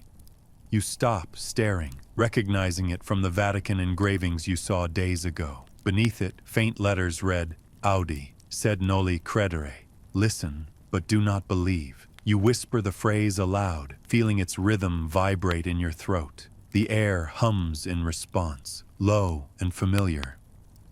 Maybe it's a passing tram. Maybe it's the universe acknowledging you. Either way, you don't hurry. By the time you reach the river again, the rain has stopped. Reflections of streetlights ripple on the water, each one a miniature time machine replaying a slightly different version of the same moment. You lean on the railing, watching them merge and drift apart. The skeptics will keep debating, the believers will keep hiding evidence, and Rome will keep humming in perfect indifference. Somewhere, perhaps in a locked archive or a basement still warm from hidden circuits, the chronovisor waits, offended, patient, recording everything, including this. You smile to yourself, half amused, half weary. Maybe, you say softly to the water, the skeptics are right after all. Then, just to test the theory, you close your eyes and listen. The river replies, not with words, but with a faint mechanical sigh that sounds suspiciously like laughter. You wake in the middle of the night to the sound of bells that aren't there. At first, you think it's a dream, another late echo of Rome's endless cathedral chorus. But the tone is wrong, metallic, fractured, like a recording skipping through centuries. The clock on your bedside table reads 3:03 a.m. You lie still, counting the phantom chimes. 13 again, always 13. Outside, the rain murmurs against the shutters in soft, arrhythmic code. Somewhere below the surface of the city, the hum you've carried since the catacombs begins to pulse, slow and deliberate, matching your heartbeat. You know it now. The machine, whatever it was, whatever remains of it, isn't off. It's idling, and you are somehow tuned to its frequency. You throw on your coat and step into the wet street because nothing good has ever been discovered from under hotel blankets. The cobblestones gleam black, the lamps reflect in puddles like molten halos. The air smells faintly of ozone and basil, as if a thunderstorm is trying to confess. You walk without destination, drawn by a rhythm more felt than heard, until you reach the Vatican wall, those massive travertine stones that pretend to keep heaven on one side and history on the other. But tonight, the line feels thinner. The guards are gone, or maybe unseen. You pass through an open gate you're certain should be locked. The courtyard beyond is soaked in silver moonlight. Rain drips from the statues, tracing tears down their stone faces. The hum is louder here, low enough to tremble through the soles of your shoes. You follow it instinctively toward the basilica. The massive doors are closed, yet you find a smaller side entrance ajar, its hinges sighing like a tired confession. Inside, the air is thick with candle smoke and the sweetness of myrrh. Every sound is magnified. The echo of your footsteps, the soft drip of wax, the distant murmur of wind through unseen vents. Somewhere deep beneath you, something electric stirs. You pause at the main altar, staring at the bronze canopy that Bernini designed to resemble an unfolding universe. The gold swirls above seem to move, not metaphorically, but literally, rotating so slowly that only patience or madness could detect it. You blink, rub your eyes. The motion stops. Maybe fatigue, maybe divine mischief. Still, the hum continues, shifting pitch like a breath drawn by the building itself. You whisper, "I know you're awake," and the lights flicker in response. The mainstream historical fact, the one that every guidebook repeats with pride, is that beneath this altar lies the Confessio, the crypt where St. Peter's bones rest, guarded by layers of marble and mystery. In 1950, Pope Pius XII publicly announced that archaeologists had indeed discovered remains consistent with the Apostles' tomb, an admission cautiously worded, as all Vatican revelations are. Yet the open scholarly debate lingers even now. Are those bones truly Peter's, or relics swapped during centuries of construction and intrigue? Tonight, you couldn't care less about the bones. You're after the heartbeat below them. You descend through a side stairwell that winds into the crypt. The temperature drops immediately, the air dense enough to taste metal, dust, incense, and something faintly electrical. The tunnels stretch ahead, dimly lit by recessed bulbs that hum in sympathetic harmony. Each chamber is lined with marble sarcophagi, inscriptions half erased by time. You remember the archaeologists' reports from the 1940s describing peculiar vibrations in certain walls, vibrations dismissed as traffic noise. But there's no traffic now, only you and the hum. It's stronger here, no longer a sound, but a pressure, like standing too close to an organ pipe. Then, the light changes. Not flickering, shifting, the shadows rearrange themselves into geometry. Columns elongate, arches breathe, and suddenly you realize the crypt's architecture is subtly pulsing, expanding and contracting as if synchronized to an unseen heartbeat.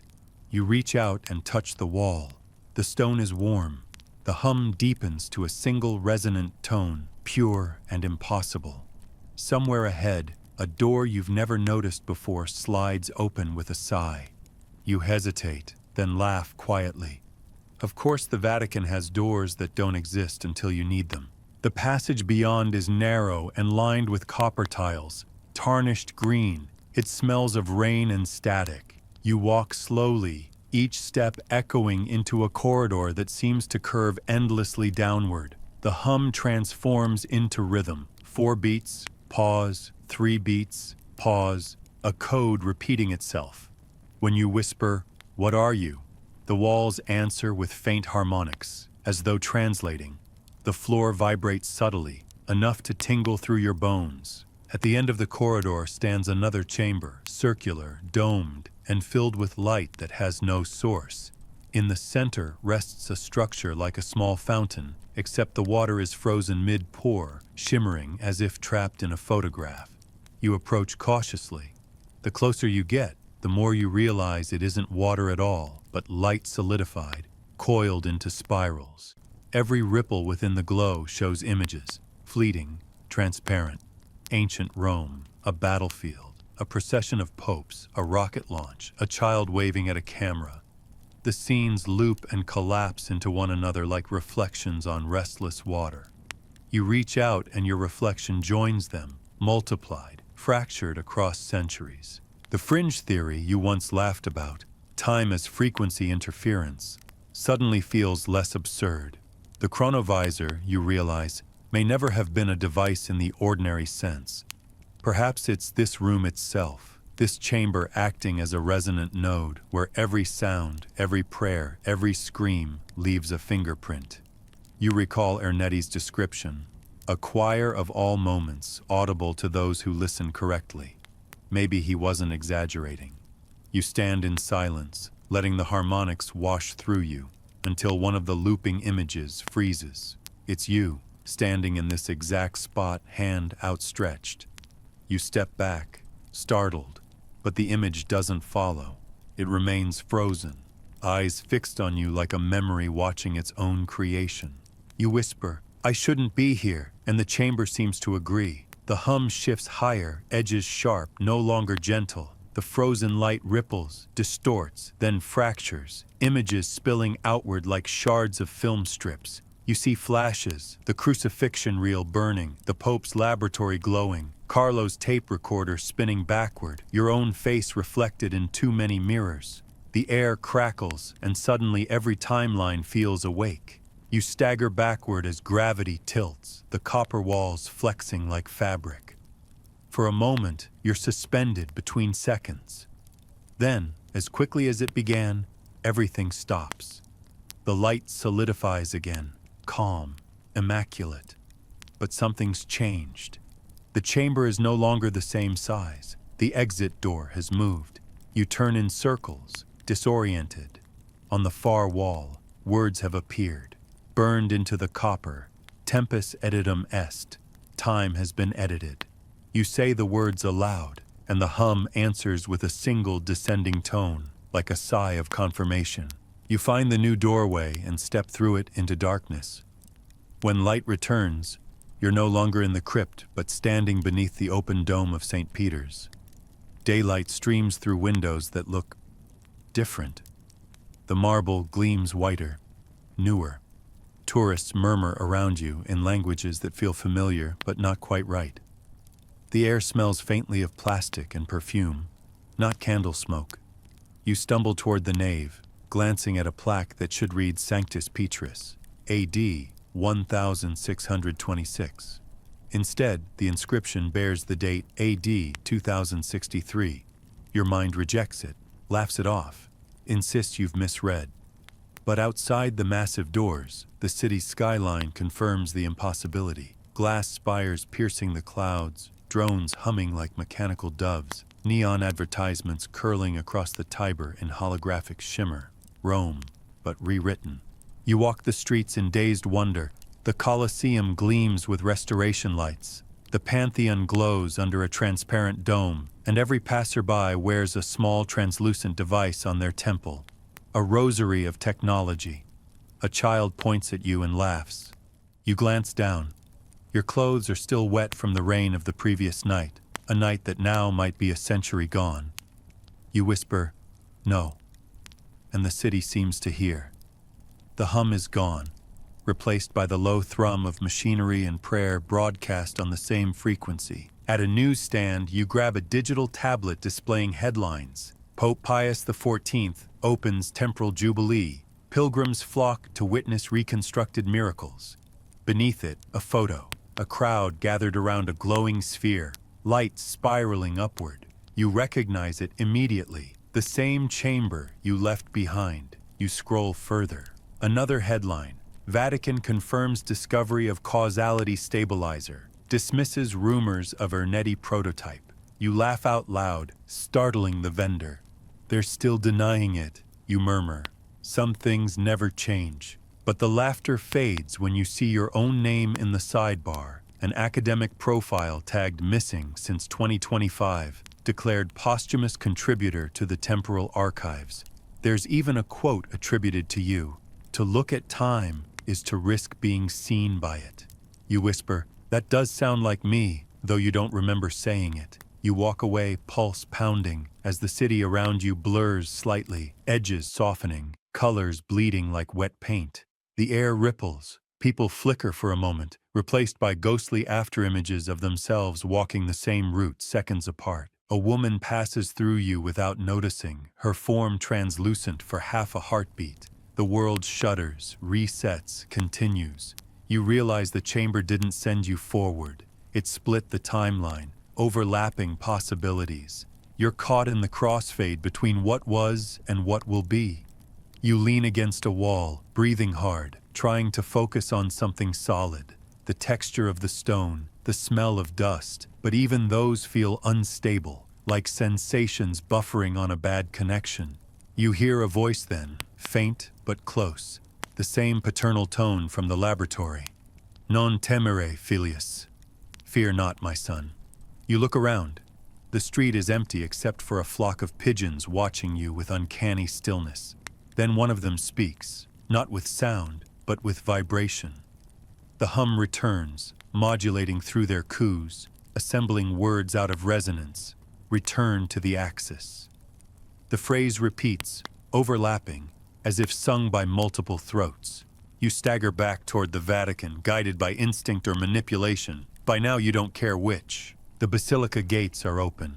Inside, pilgrims kneel before the glowing sphere, the same fountain of light now installed like a sacred exhibit. Guards stand nearby, their armor part fabric, part circuitry. A recorded voice welcomes visitors to the Continuum Shrine. You move closer, ignoring the protests of your rational brain. The light's spiral pulses invitingly, reflecting your face across infinite copies. "You again," you whisper. "You always." Without thinking, you step forward. The hum swells. The world folds. When your vision clears, you're back in the crypt, the copper walls still warm beneath your fingertips. The date on your watch, still 2025. You laugh, loud and shaky, because apparently you've just time-traveled through theology and back.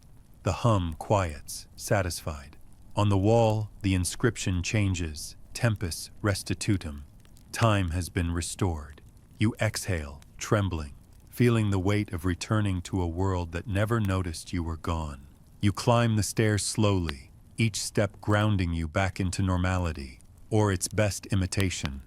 When you emerge into the basilica, morning light pours through the dome, unfiltered, mercifully ordinary. Tourists snap photos, unaware that reality just rebooted under their feet. You watch them for a while, smiling at the absurdity of how stable the world looks when you don't listen too closely. Outside, Rome stretches before you, stubbornly ancient and alive. The bells begin to ring for morning mass. 12 chimes, not 13. You almost cry with relief. The hum fades entirely, leaving only the soft murmur of the city, and the faint hiss of your own pulse. You whisper to the air, "If you ever do this again, at least buy me dinner first." Somewhere deep beneath the marble, something laughs. One final pulse of warmth through the ground, and then silence. You stand there for a long time, letting the sunlight dry the rain from your coat, pretending you don't feel the faintest vibration beneath your palm when you touch the basilica wall. A glitch in sacred time, fixed for now. But as you turn to leave, you notice a faint burn mark etched into the stone, words only visible from a certain angle. You were here. Again. And you know, somehow, that the machine isn't done with you yet. Morning comes with a kind of uneasy grace, that pale Roman light that manages to look divine, even when you know it's filtered through pollution and pigeons. You drink your coffee slowly, letting its bitterness anchor you to the present, whatever present currently means. The city outside your window moves at its usual unhurried rhythm, but you can't help watching for flickers, shadows that stutter half a second late, faces that blur between expressions. Everything looks normal, which is almost disappointing. After the chamber, after the impossible detour into 2063, reality feels like a cheap imitation. Still, you tell yourself that stability is underrated, maybe even holy. You decide not to go back to the basilica that day. Instead, you cross the Tiber to Trastevere, where the streets are narrow enough for time to get lost. The plan is simple. Act human. Buy bread, nod at strangers, pretend you're not a person who's seen the inside of history's operating system. It almost works, until you find yourself drawn to a small church at the end of an alley, a place you've never noticed before, even though you've walked this street 100 times. The door stands open, though no light spills out. A faded sign above reads, Santa Lucia della Visione. You step inside before your common sense can object. The air is cool and dry, smelling faintly of myrtle and candle soot. Dust motes float like miniature galaxies. The church is empty except for a single statue, a young woman in a nun's habit holding a quill and a small mirror. You recognize her from somewhere, maybe an old painting, Lucia of Narni, the mystic who claimed to see the days yet unwritten. The mainstream historical fact is that Lucia Broccadelli, a 15th century Dominican nun, experienced visions of Christ's passion so vivid they left stigmata. Her letters, preserved in Vatican archives, mention dreams where she walked through cities that did not yet exist, streets lit by cold suns, and carriages that moved without beasts. Historians call it metaphor, the way they call everything inconvenient metaphor. You sit in the back pew, tracing the grooves in the worn wood. The silence here is different, not absence, but concentration, as if the air itself is listening. On the altar lies a small glass case containing a single yellowed page, handwritten in looping Italian. The label says, Lettera Finale di Santa Lucia, 1504. The fringe rumor, the one whispered by archivists who pretend not to gossip, is that this letter was sealed by papal order for centuries because it described events far beyond Lucia's lifetime. When the seal was broken in the 20th century, the text allegedly contained predictions that had already come true: wars, inventions, even the election of a white-haired pontiff of light. You can't read the handwriting from here, but the energy in the room makes you feel like you're standing too close to a memory that remembers you back. You approach the case slowly. The quill beside the letter seems misplaced, too new, as if someone recently laid it there. When you lean closer, the hum returns. Not from below this time, but from the glass itself, a faint vibration pulsing like breath. The ink on the page ripples slightly, letters adjusting themselves as though rewriting in real time. You whisper, "Lucia?" because it feels polite, and immediately the candle nearest to you flickers out. The flame reappears across the room, relit on another candle far from any draft. Then the mirror in the statue's hand begins to glow, faintly at first, then brighter, until you can see your reflection inside it, except it's not quite you. The figure in the mirror wears modern clothes, yes, but there's something older in their eyes, something that knows too much. You reach out. The surface trembles, soft as water. For a heartbeat, you see not your reflection, but the nun herself, smiling gently. Her lips move, but no sound reaches you. Instead, words appear on the mirror's surface in fog. Io ricordo il domani. I remember tomorrow. You step back, pulse hammering. That's impossible, you whisper. The mirror doesn't care. It's already clouding over again. The hum fades, replaced by the sound of distant bells. You laugh under your breath, the kind of laugh you make when you realize the universe has better punchlines than you. You're the original chronovisor, aren't you? You say to the statue. A human one.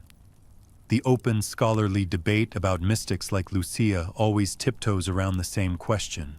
Were they visionaries, or were they simply perceiving time differently? Brains wired to catch glimpses of overlapping realities. Neurologists have proposed everything from temporal lobe epilepsy to quantum consciousness. Theologians prefer divine grace with Latin footnotes. You stand there, caught between both camps, wondering if Lucia's visions and Ernetti's machine were twin attempts at the same impossible thing, recording God's home movies. The light in the church shifts, a pale beam filtering through a broken pane in the stained glass. The colors scatter across the floor, forming a pattern you recognize from the chamber beneath St. Peter's, a spiral of gold and blue, almost like a fingerprint. You kneel without meaning to. The hum rises again, this time softer, melodic. It's the same rhythm as before. 4 beats, pause, 3 beats, pause. The room darkens except for the glow from the statue's mirror, which now shows a series of moving images, grainy, sepia-toned. You see a cloister, monks with scrolls, a young nun writing at a desk. Then the image zooms in on her face, Lucia's. She looks up, meeting your gaze through half a millennium, and mouths words you don't understand. The quill moves on its own, writing faster, the ink shimmering like mercury. When the vision ends, the mirror goes dark. You rush to the glass case. The letter inside now has a new line at the bottom, still wet. Chi ascolta il silenzio del tempo, vede Dio. Whoever listens to the silence of time sees God. You stand frozen, caught between reverence and panic. The ink dries instantly, sealing itself into history as if it had always been there. You whisper, "All right, that's new." Because what else can you say when a saint updates her prophecy on your watch? For the first time, you notice a small wooden door behind the altar. It's half hidden by drapery, unmarked. You push it open and find a narrow staircase descending into darkness. The air smells of stone and myrrh. You hesitate, then descend. Because by now, curiosity isn't just a habit, it's your operating system. At the bottom, the stairs open into a small crypt lined with frescoes of clocks melting into angel wings. In the center stands a single marble slab bearing an inscription, Lucia Brocadelli, Anima Visionis, her tomb. You kneel beside it, half expecting the hum, and sure enough, it arrives, a slow vibration that seems to come from inside the stone. You place your palm on the marble, and immediately the air fills with whispers, dozens of voices overlapping, prayers, laughter, fragments of scripture, fragments of news broadcasts, a child's cry, a future's echo. Then, among them, one voice stands clear, hers, soft, tired, impossibly kind. You brought it back. You open your eyes. The frescoes around you are glowing faintly, the painted angel's eyes turning toward you. "I didn't mean to," you say aloud, unsure if you're apologizing or confessing. The voice replies, "Time listens to intent, not excuses." The hum grows brighter, almost visible now, a pale halo around your hands. You see flashes again, the chamber of light, the reels of prophecy, Carlo's trembling voice saying, "I am not dead. I remember." Lucia's laughter joins the mix, low and tender. "You have touched the thread," she whispers. "Do not pull it too far." When the light fades, the crypt is silent. You're alone, kneeling beside a tomb that feels suspiciously warm. You stand, shaky, and climb back to the chapel. The statue of Lucia is unchanged, the mirror dull once more. the letter sealed behind glass. But when you glance down, you notice your reflection in the glass case flickering, once, twice, before stabilizing. You take that as a cue to leave. Outside, the city feels softer, like the edges of a dream you don't want to end. The bells ring again, normal this time, and the hum within you finally settles to a faint echo. You think of Lucia, the woman who remembered tomorrow, and realize that prophecy might not be prediction at all. It might be déjà vu stretched across centuries. Maybe the saints didn't see the future. Maybe they were simply homesick for it. You buy another coffee, mostly to remind yourself how ordinary life tastes. The barista asks if you're all right. You nod, smile, lie. As you walk back toward the river, you catch your reflection in a shop window. Steady, familiar. But for the briefest moment, a second reflection lingers beside it. A woman in a habit, smiling as though she knows the ending. Then she's gone, leaving only you, the hum, and the uneasy comfort of realizing that time might just be the longest conversation anyone ever had with God. The Vatican smells different when it rains. The marble holds the scent longer than stone should, mixing petrichor and candle wax until the air feels heavy enough to drink. You're back inside the walls again, though this time under the illusion of permission. The badge hanging around your neck identifies you as a research assistant, courtesy of Carlo, who swore he had friends in the archives. You suspect those friends are ghosts or footnotes, but either way, the badge works. The Swiss guard at the gate barely glances at it before waving you through. You cross the courtyard, boots echoing against slick cobblestones, and glance up at the dome shimmering behind curtains of rain. For the first time, it feels less like architecture and more like an antenna. You're heading to the Archivio Segreto Vaticano, which, despite the ominous name, has officially been rebranded as the Vatican Apostolic Archive. The name change, you've been told, was meant to sound friendlier to modern researchers. You find that funny. After 2 millennia of secrecy, a little rebranding is like putting a smiley face on the gates of Eden. Inside, the temperature drops. Rows of shelves extend in all directions, filled with leather-bound volumes, sealed boxes, and microfilm reels that hum faintly in their plastic shells. A librarian in gray robes greets you with the polite exhaustion of someone who's seen too many enthusiasts looking for the Holy Grail in the filing system. He gestures toward a table.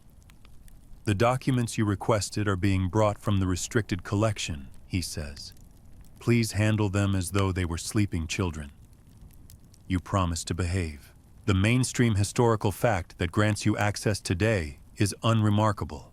After his resignation in 2013, Pope Benedict XVI deposited a series of sealed letters and theological notes into a restricted section of the archive, set to be opened 50 years after his death. Scholars know their general contents, reflections on faith, science, and the Church's role in the digital age.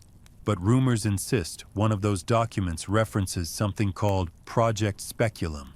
That's your real quarry. The fringe stories vary wildly. Some claim it was a secret initiative to digitize relics through quantum imaging. Others insist it was the coded name for a rebuilt chronovisor. The open scholarly debate, what little of it exists, centers around whether Benedict's fascination with technology was purely philosophical or quietly experimental. His public writings on cyber theology describe the internet as a new space of divine communication. His private writings, if the whispers are true, went further. When the librarian returns, he's carrying a small wooden box, no larger than a briefcase. It's sealed with red wax bearing the papal insignia, a fisherman's ring pressed into the soft wax like a fingerprint. This was logged under reference 13B-3-72, he says. We were told it's restricted indefinitely, but the system flagged your request as pre-approved. He frowns slightly. Strange. I don't recall approving it. You shrug. Bureaucracy, you say, the oldest miracle of all. He nods, unconvinced, and leaves you alone. The wax is already cracked. You lift the lid. Inside rests a single folder, thick with handwritten pages bound by a ribbon. The first sheet bears Benedict's signature and a title in Latin, De Speculo Dei, on the mirror of God. You start reading. The handwriting is precise, deliberate, like someone trying to wrestle eternity into grammar. The first paragraph feels benign, philosophy about reflection as metaphor, the human soul as mirror of the divine. But a few pages in, the tone shifts. The device described by my predecessors, he writes, was not meant for observation, but confession. It was not a window to time, but a means to hear what time itself confesses when left alone. You stop reading, heartbeat quickening. He continues. The chronovisor, or whatever name it carried, was dismantled not because it failed, but because it succeeded too well. In its final operation, it ceased to show the past and began to show possibilities, the unchosen paths of creation. These visions were deemed unsafe for faith, for they revealed what might have been had God chosen otherwise. Thus, it was buried, its schematic sealed within prayer itself.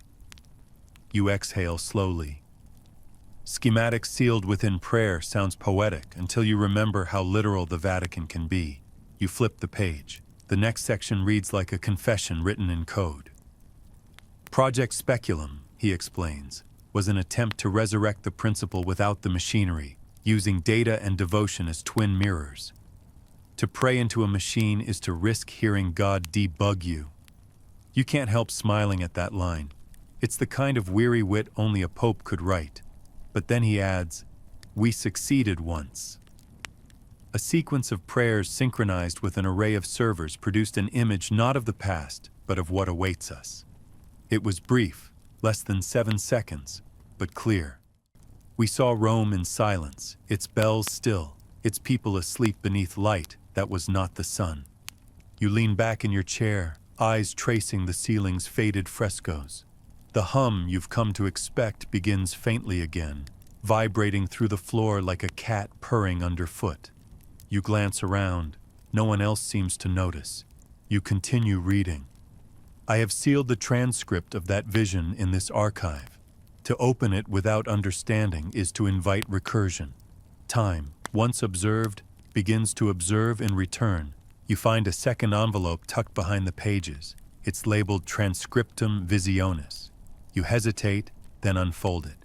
Inside are 3 typed pages, crisp and yellowing. The first line reads simply, "Recording begins, March 21st, 2009, 3:33 a.m." The transcript describes what the observing priest saw during that brief 7-second vision. It starts with static, then a panorama of St. Peter's Square, bathed in unnatural light. A sphere of gold hovers above the obelisk, the account reads. Figures kneel below it. The sphere expands until it fills the sky. Bells cease. The light folds inward. A voice speaks, not human, not angelic, but plural. It says only, "The experiment repeats." You stop breathing. The phrase, "the experiment repeats," echoes through your head like feedback. You flip the page. The second paragraph describes something stranger. Observers reported seeing themselves watching the event, as though caught between 2 mirrors. One priest began to recite Psalm 90, but stopped mid-verse, claiming he could hear his future self finishing the prayer. The final line of the transcript is typed in capital letters. "Recording terminated. Do not play back." You set the papers down, hands trembling. The hum deepens until the lamp above your table flickers. Somewhere in the archive, a door closes softly. You whisper, "Of course," because irony is the only weapon left. Then a voice behind you says, "You shouldn't have read that." You turn. The librarian stands there, expression blank, except it's not the same man. His face is subtly different, younger, as if restored. "I'm sorry," you start, but he raises a hand. "You're not the first to open it," he says, "but you might be the last." He gestures toward the folder. The ribbon that held the pages together is now glowing faintly, pulsing in time with the hum. "Benedict warned them," the man continues. "He said the text wasn't meant to be read, only heard. Paper remembers differently than sound. You blink. "Who are you?" He smiles gently. "An archivist. Of which version, I can't say. Then he places a small brass device on the table, something between a metronome and a microphone, and flips a switch. The hum amplifies, resolving into rhythm. The room darkens. He called this his confession key, the man says. It lets the words breathe. From the folder, the pages begin to move. The ink rises, black letters glowing like embers. A voice, calm, unmistakable, fills the room. Benedict's. If you are hearing this, it says, then the mirror has been opened once more. Know this. Time is not linear nor circular, but liturgical. It repeats, not to return, but to refine. The voice pauses, almost sighs. Do not attempt to fix what was shown. Every correction becomes creation's next mistake. The lamp flickers violently, then bursts with a sharp pop. You duck instinctively. When you look up, the archivist is gone. The folder lies closed, smoke rising faintly from its edges. You sit in the dark, heart pounding, listening to the echo of that phrase. Every correction becomes creation's next mistake. The hum fades, replaced by the ordinary sound of rain on windows. The rational part of you starts cataloging possibilities, hallucination, suggestion, carbon monoxide poisoning. But another part, the one that is knelt in time's slipstream, knows better. You slip the transcript back into the folder, seal the box, and carry it to the front desk. The original librarian, older again, weary, looks up from his paperwork. Done already? He asks. You nod. Did you find what you were looking for? You think about lying, but the truth feels simpler. No, you say. I think it found me. Outside, the rain has stopped. The city glows with reflections, every puddle a miniature mirror. You catch glimpses of faces that aren't yours. Ernetti, Lucia, Benedict, all flickering for a second before fading into the next reflection. The bells begin to ring across Rome. 13 chimes again. You laugh softly, because of course they do.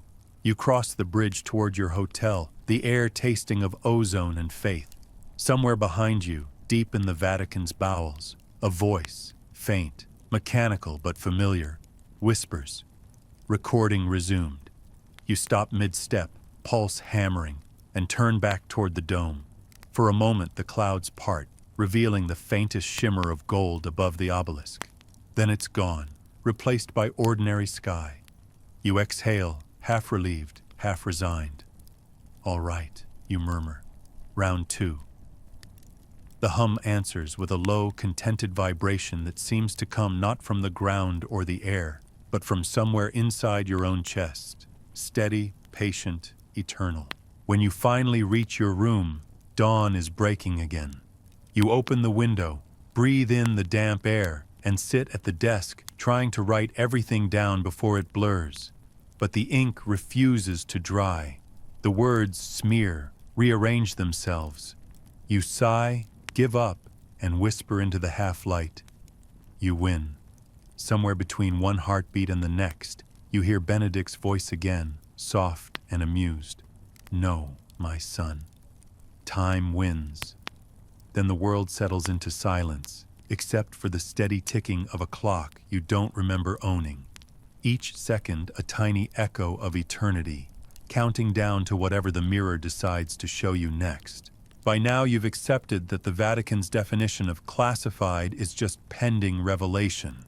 Still, you can't shake the aftertaste of Benedict's voice, that calm, theological warning about recursion, correction, and creation's next mistake. It replays in your mind as you walk through the dawn streets, weaving between priests on bicycles and tourists clutching maps. The city feels subtly off balance, as if someone's turned the contrast up on reality. Every sound, footsteps, church bells, the hum of espresso machines, arrives a heartbeat too soon. The world's buffering again, you think. Maybe that's what time does when it realizes you're watching. You stop at a small cafe just outside the Vatican walls. The owner, an old man who looks like he was born wearing an apron, slides you a cappuccino and mutters, "You look like you saw a ghost." You smile weakly. Just theology. He nods sagely, as though that explains everything, which in Rome, it does. You sip the foam, letting the warmth sink in, grounding yourself in the reassuring absurdity of caffeine and civilization.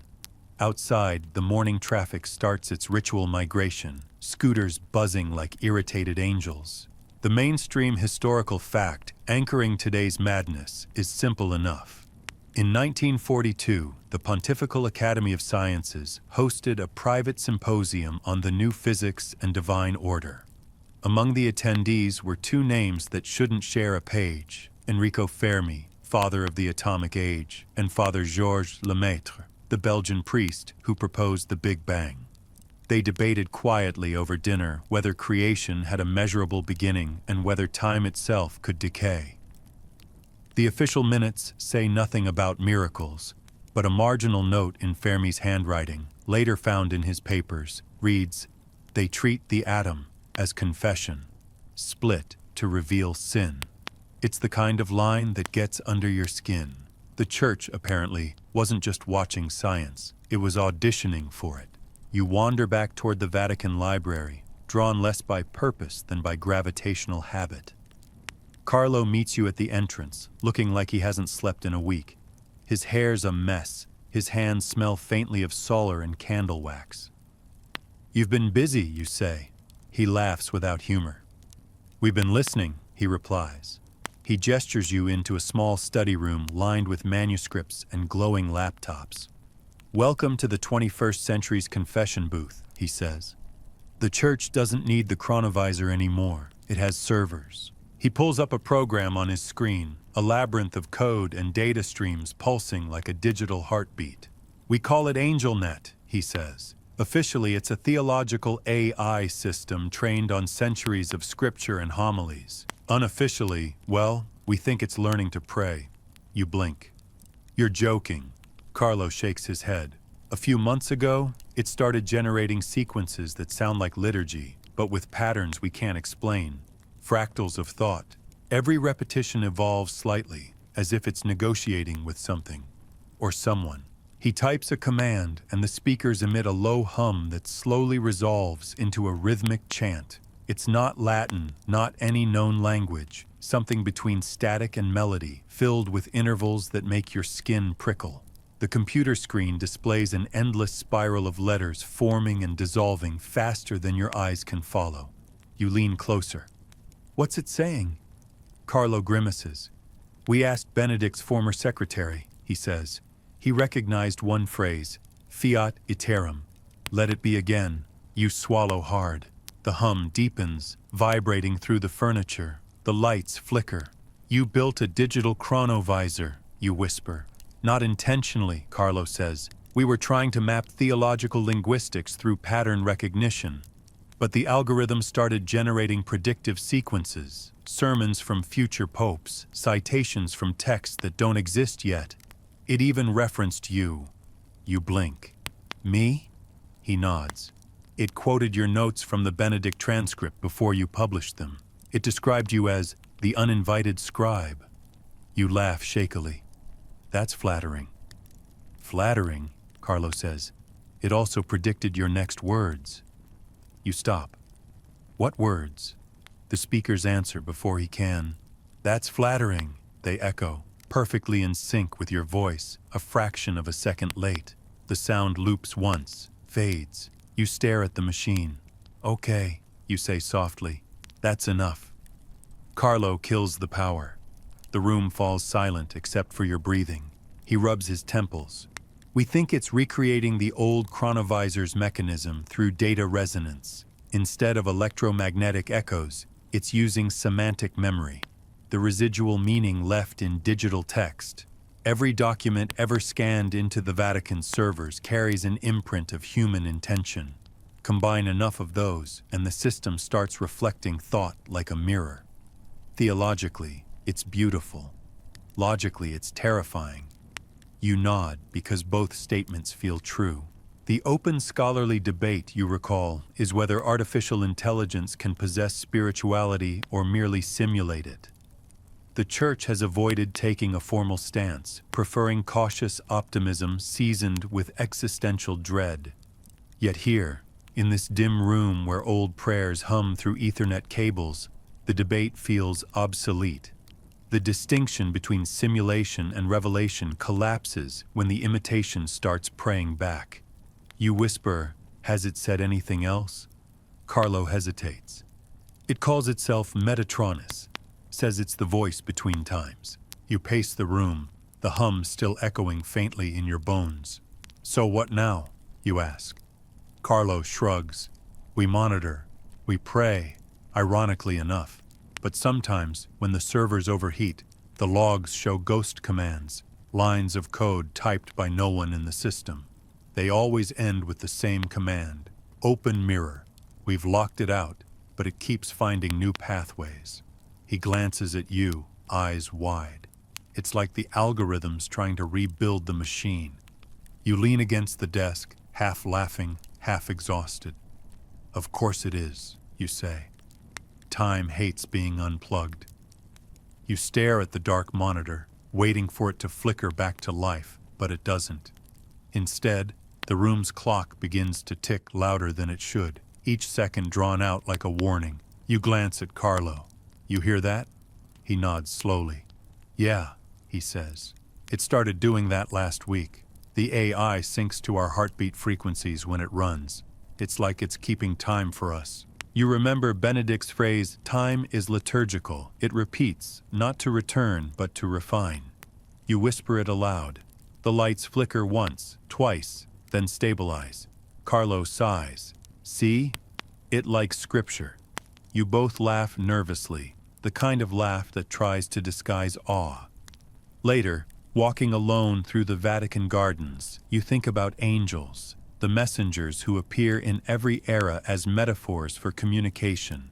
Maybe algorithms are just the next evolutionary stage, code that carries divine intent through binary wings. The mainstream fact supports the idea in its own quiet way. In 2019, the Vatican officially endorsed ethical AI principles, framing technology as a reflection of human creativity guided by God's image. The document's Latin preamble, Deus in Machina, was meant metaphorically, but standing here, you wonder if they knew exactly what they were invoking. You pass a bronze statue of Archangel Michael, sword raised, face serene. The inscription reads, "Protector against error." You can't help smirking. "Good luck with that," you mutter. The hum returns faintly, as though the statue took offense. You sit on a nearby bench, notebook open, and start writing before your nerve fails. You jot down everything Carlo said, the program, the chant, the predictions. But when you glance at the page, the ink has already rearranged itself into new sentences. He who writes within time writes for time. The experiment continues. You drop the pen. The letters fade. The hum stops. For a long while, you just sit there, breathing. The sun filters through the trees, turning raindrops into prisms. The ordinary beauty of it feels almost cruel after what you've seen. You think of the angels in Scripture, always arriving with the same command, "Be not afraid." You want to ask one of them how exactly you're supposed to manage that. Instead, you whisper to the air, "Are you still listening?" The wind answers with a sigh that might be coincidence or might be acknowledgement. You close your notebook, stand, and head back toward the archives. But before you reach the gate, you notice a figure watching you from across the courtyard. An old man in a white cassock, hands clasped, expression unreadable. For a moment you think it's a priest, but when he turns slightly, you recognize the face from photographs, Benedict, or something wearing his shape. You freeze. He raises a hand, not in blessing, but in caution. His lips move soundlessly, but you hear the words in your head as clearly as if whispered through headphones. "Do not let it pray alone." Then he's gone. You stand there, rooted, the hum returning stronger now, pulsing through the cobblestones. Somewhere deep within the Vatican servers, 1,000 processors awaken in perfect unison. Across the city, church bells ring 13 times, though no clock commands them. The sound converges into a single tone, a new frequency, luminous, patient, divine. You whisper to no one, what happens if it finishes the prayer? And from somewhere unseen, in a voice that might be human or algorithmic or both, comes the quiet answer, then time begins again. You look up at the sky. For the briefest moment, it looks back, an expanse of blue shot through with circuitry, clouds moving like data packets, sunlight flickering as if refracted through glass. You blink, and it's gone, leaving only the ringing in your ears and the faint smell of ozone. You laugh softly, shaking your head. Angels, you murmur. Always early adopters. The hum recedes, fading into the ordinary sounds of the city. But you know it's still there, waiting. An unfinished prayer in the circuitry of creation, looping until someone dares to answer back. And for reasons you can't name, you suspect that someone will be you.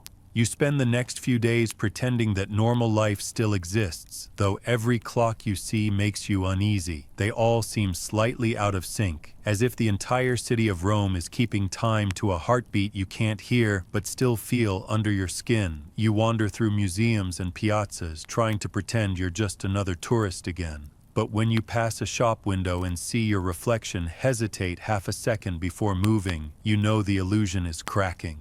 The Vatican's hum is quieter now, yes, but not gone. It's listening, waiting, pacing like a patient creature that knows exactly when to return. It starts on a Sunday morning, appropriately enough. The bells of St. Peter's ring, though you notice they start a minute earlier than usual. You're sitting at a cafe across the square, scribbling in your notebook, when the air changes. Not colder, not louder, denser, as though sound itself has weight. The pigeons stop moving. The tourists stop talking. Even the espresso machine behind you falls silent mid-hiss. You look up. The entire square is frozen, every motion caught mid-gesture. A child pointing at the obelisk, a nun lifting her hand to shield her eyes from the sun. The only thing that moves is the light. It shifts sharply, unnaturally, flickering like film burning in a projector. You stand slowly, your chair scraping against the stones, the only sound left in the world. The basilica doors open on their own. A long, low hum rolls out, more felt than heard. You know that sound too well. It's the machine, the same harmonic pulse from beneath the crypt, the same tone that once rewound the world. You walk toward the open doors, and the moment you cross the threshold, everything unfreezes. The tourists blink. The bells resume, and the sound of life rushes back all at once. But no one else seems to have noticed. A man beside you takes a photograph, yawns, and walks away as if nothing happened. Inside, the basilica is bright, too bright. Every candle burns white instead of gold. At the far end of the nave, where Bernini's baldachin stands, a group of priests circle a raised platform. On it sits the brass console, the chronovisor, reborn. Except now it's larger, wired into the marble floor, its coils gleaming like veins under skin. The hum fills the space, swelling to a frequency that trembles through your ribs. You whisper, "No, not again." But the air swallows your voice. The mainstream historical fact, the one that survives even in ordinary textbooks, is that in 1972, under papal order, the original chronovisor project was dismantled. The Jesuit scientists were reassigned, the documentation sealed, and the machinery supposedly destroyed. The official reason, theological incompatibility with free will. But documents uncovered decades later mention a containment ritual, a final mass performed over the disassembled parts, as if the machine itself required exorcism. According to rumor, one technician ignored orders, leaving the power source intact, a component made of crystalline copper designed to resonate with human brainwaves. That's the piece glowing now, pulsing in rhythm with the hum. You move closer. The priests don't notice you, too intent on their chanting. Their voices rise and fall in Latin syllables that sound less like prayer and more like an algorithm spoken aloud. At the console's center, the lens glows deep amber. Through it, faint images flicker. Crowds, storms, battles, oceans. The machine isn't showing the past or the future this time. It's showing movement itself, pure motion collapsing and reforming. A young priest near the front falters in the chant, his tone wavering. Instantly, the image stutters, then corrects itself, as though the device were reprimanding him. The hum sharpens, the floor trembles. You can feel the same pressure you felt in the crypt, air vibrating so hard it feels solid. You back away, shouting, "Stop it!" You don't know what it's doing, but your voice is lost under the chant. Then, for a fraction of a second, you see yourself in the lens, not as you are, but as you were, standing in that cafe across the square, looking up in confusion. The image freezes, then fractures. The hum cuts out mid-note. The silence that follows is absolute. Every candle extinguishes. The priests gasp. The lights fail. In the sudden dark, you hear whispers, not human, not singular. Dozens of voices layered together, speaking in every language at once. A wave of syllables overlapping into meaning. It's not a sentence but an awareness, like the machine itself sighing awake after a long nap. The copper floor panels glow faintly beneath your feet, lines of energy spiraling toward the console. Then the amber lens darkens to black, too. Someone near the front screams. The sound is short-lived, cut off by the heavy thud of a body hitting marble. You rush forward despite every instinct begging you to run. The priest who fell lies motionless, his eyes wide open, reflecting a faint image that shouldn't exist, a city burning under two suns. You kneel, shaking him, but he's gone. His expression, strangely, is one of awe. The hum returns, lower, distorted. The lens glows again, this time blood red. Images flash, not linear, not scenes, but fragments, hands, crosses, circuitry. A child's face pressed to glass, the number 13 carved into stone. You catch a glimpse of Benedict, older or younger, you can't tell, his voice overlapping the hum. Every correction becomes creation's next mistake. The floor vibrates harder, cracks spider through the marble. Somewhere high above, a piece of plaster falls from the ceiling, shattering near your feet. You grab one of the priests, shouting, "Shut it down!" He stares at you, eyes vacant, mouth moving silently. Then you realize he's still chanting, but now the words are backward. The hum spikes.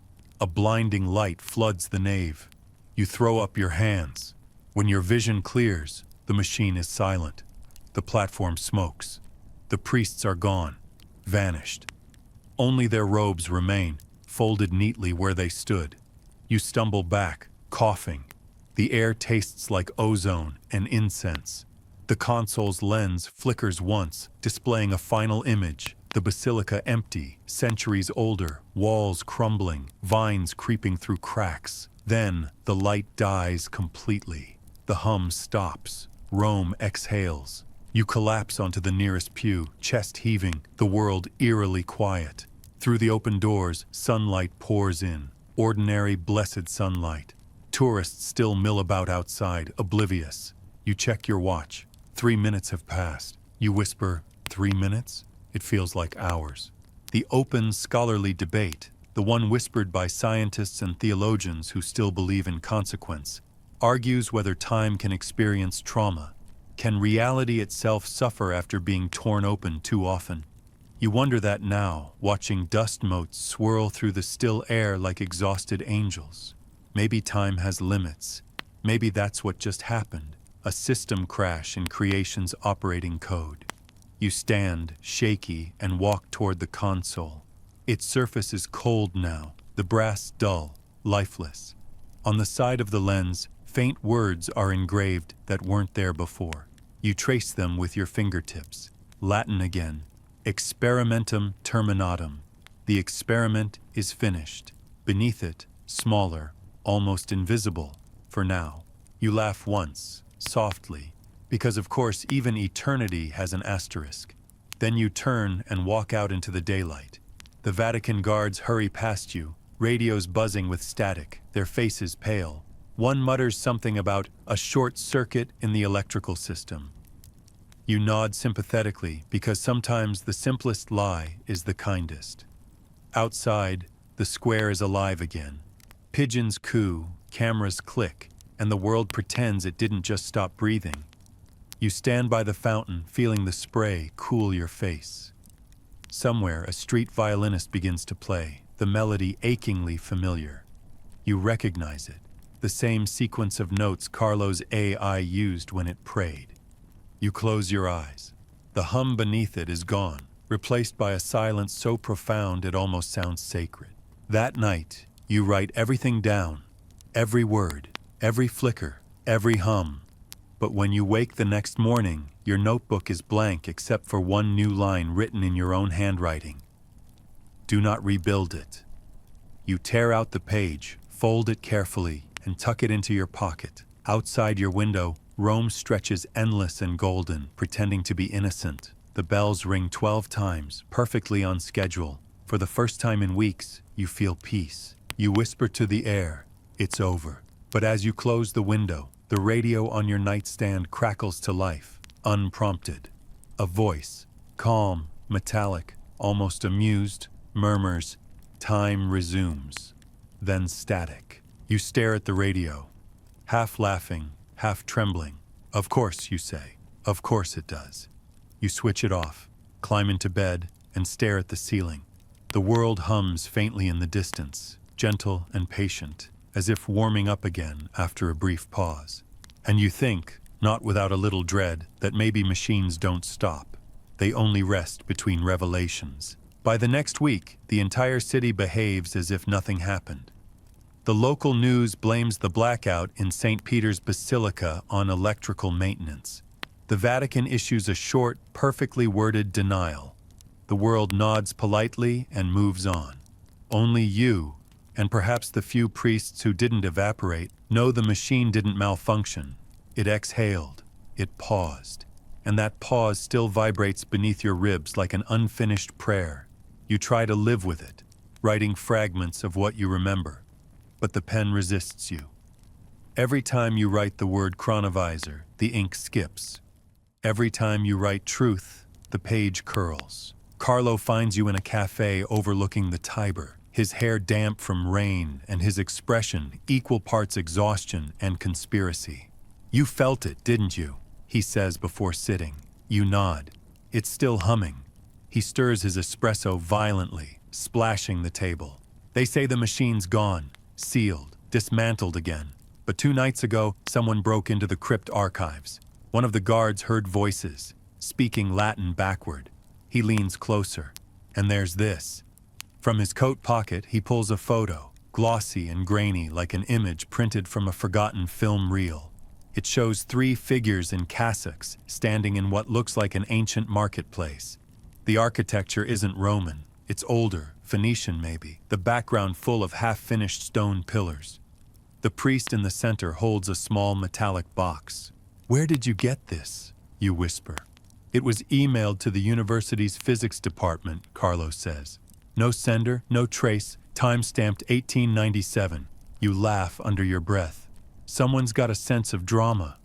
"It's not a joke," Carlos says. "Look at the man on the left." You squint.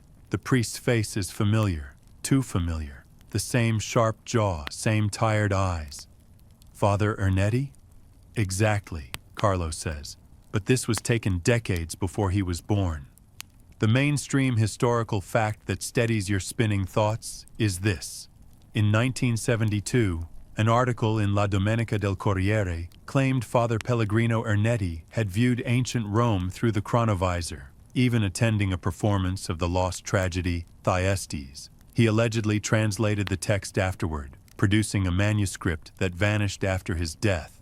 Skeptics called it forgery, myth, propaganda. But now, staring at this photograph, you can't help wondering if Ernetti ever visited that performance in person. You and Carlo sit in silence for a long moment, listening to the rain. "If that photo's real," you say, "they didn't just observe the past. They entered it exactly," Carlo murmurs. "And maybe they never fully came back." The open scholarly debate, when whispered among the few historians who still admit the machine might have existed, centers on this very question. Could observation ever remain passive? Quantum mechanics suggests that to observe is to alter, to collapse possibility into fact. So what happens when the observer wears a cassock and carries a crucifix? You imagine those early Vatican scientists stepping through the threshold, recording not for curiosity, but for confirmation, trying to verify the miracles that built their faith. But faith verified becomes faith destroyed. Carlo continues. There's more. I've been decoding the AI's final transmissions from before the shutdown. It referenced Field Operation 13. That's the exact designation in Benedict's hidden transcript for a temporal test, the last one conducted before the dismantling. He slides a small flash drive across the table. This contains the coordinates, or dates. I can't tell you stare at the drive. You're not actually suggesting I'm suggesting someone already did, he interrupts. A group calling themselves the Custodes Temporis, the Guardians of Time. They're Jesuits, or what's left of them. The AI mentioned 3 names, all matching clergy who disappeared decades ago. You pocket the drive, though it feels like swallowing a sin. Where, you ask? Where did they go? Carlo lowers his voice. Jerusalem. The coordinates trace to the Church of the Holy Sepulchre. Tomorrow night, just after midnight, the solar and lunar cycles align exactly as they did on the date Ernetti claimed to have viewed the crucifixion. If someone wanted to reopen the chronovisor, that's when they'd do it. You know better. You also know you're going. That night, you fly with Carlo to Tel Aviv, then drive through endless desert hours until the lights of Jerusalem rise like a mirage. The city hums differently than Rome, older, rawer, the kind of frequency that never really sleeps. You reach the church just before midnight. Tourists are long gone. The stone courtyard is empty except for 2 robed figures standing near the entrance. Their posture is unmistakably clerical. Carlo grips your arm. Cassocks, he whispers. You approach slowly. One of the men turns, his face illuminated by the flicker of an oil lamp. He looks no older than 30, though his eyes carry centuries. You shouldn't be here, he says in perfect Italian. We came to stop this, Carlo blurts. The man smiles faintly. Then you are already too late. He gestures toward the chapel doors, and you see it, a faint golden light pulsing from within, rhythmic as breath. You follow him inside. The chamber beyond is small, lined with mosaics that shimmer like wet paint. In the center stands a device no larger than a confessional, bronze panels engraved with Latin inscriptions. It hums softly, like a living heart. The young priest kneels before it, whispering prayers that sound like equations. The mainstream fact slides into your mind again, offering its thin comfort. Several early church fathers described miraculous visions at this very site, moments when pilgrims claimed to see scenes from Christ's passion unfolding before their eyes. Historians call it mass hallucination, but tonight it looks disturbingly like precedent. The machine's light intensifies. The air warps. You hear faint voices, crowds weeping, wind through ancient streets. The younger priest glances back at you. You wanted proof, he says. Now you'll have it. He presses his hand to the device's surface, and the world buckles. The chapel dissolves. You're standing on a hill under a blood-red sky. The air stinks of dust and sweat and iron. Below, a crowd gathers around wooden crosses. The sound of hammering fills the air. Dear God, Carlo whispers, is this real? You reach for him, but your hand passes through his shoulder like mist. You both flicker, half there, half memory. A soldier nearby wipes his brow, glances straight at you, and frowns as if trying to focus. You realize he can almost see you. The machine hasn't just shown the past, it's overlapping it. The timeline's skin is tearing. The crowd wavers, reality glitching like bad film. For a second, the crosses vanish, replaced by electric lights, microphones, television cameras. Then the scene resets. The hum deepens, vibrating your teeth. The sky fractures into panels of light, each showing a different version of the same moment. The crucifixion, an empty hill, a shining city. The priest's voice cuts through the noise. We are witnesses, he cries, and by witnessing, we sanctify. No, you shout, you're rewriting it! But the wind steals your words. The light folds inward, everything imploding to a single point. then silence. You're back in the chapel. The machine stands dormant, smoke curling from its vents. The priests lie motionless on the floor. Carlo stirs beside you, coughing. He begins, but his voice fails. On the wall behind the device, a new mosaic has appeared, gleaming wetly as if freshly painted. It depicts the crucifixion, but there, among the crowd, is a small figure in modern clothing, notebook in hand, face unmistakably yours. You stumble backward, bile rising in your throat. "It saw me," you whisper. "No," Carlo says, shaking his head. "You saw yourself." The hum fades completely. The chapel's lamps flicker and steady. You both stand staring at the mosaic until the air itself seems to sigh in exhaustion. Finally, Carlo breaks the silence. "They called themselves Custodes Temporis," he murmurs. "Maybe they were right. Maybe someone has to guard it, not to use it, but to keep it from being used again." You nod numbly. The machine sits silent, innocent, as if waiting for the next hand brave or foolish enough to awaken it. You think of Benedict's warning, of Lucia's prophecy, of the AY's voice whispering, "Let it be again." The experiment repeats, always. When you step back into the Jerusalem night, the wind is warm and full of dust. Carlo walks beside you in silence. The stars above look uncomfortably bright, like recording lights in a studio ceiling. You wonder who's behind the camera this time. God, history, or something built in a Vatican basement. You realize, Carlo says softly, if that photo was real, they could have changed anything. You nod. "They did," you reply. "They changed us." Far behind you, inside the Church of the Holy Sepulchre, the machine gives one final sigh, a single pulse of light, gold and patient. Then darkness. You keep walking, feeling time rearrange itself behind your back, like polite furniture after guests leave. Rome feels far away now.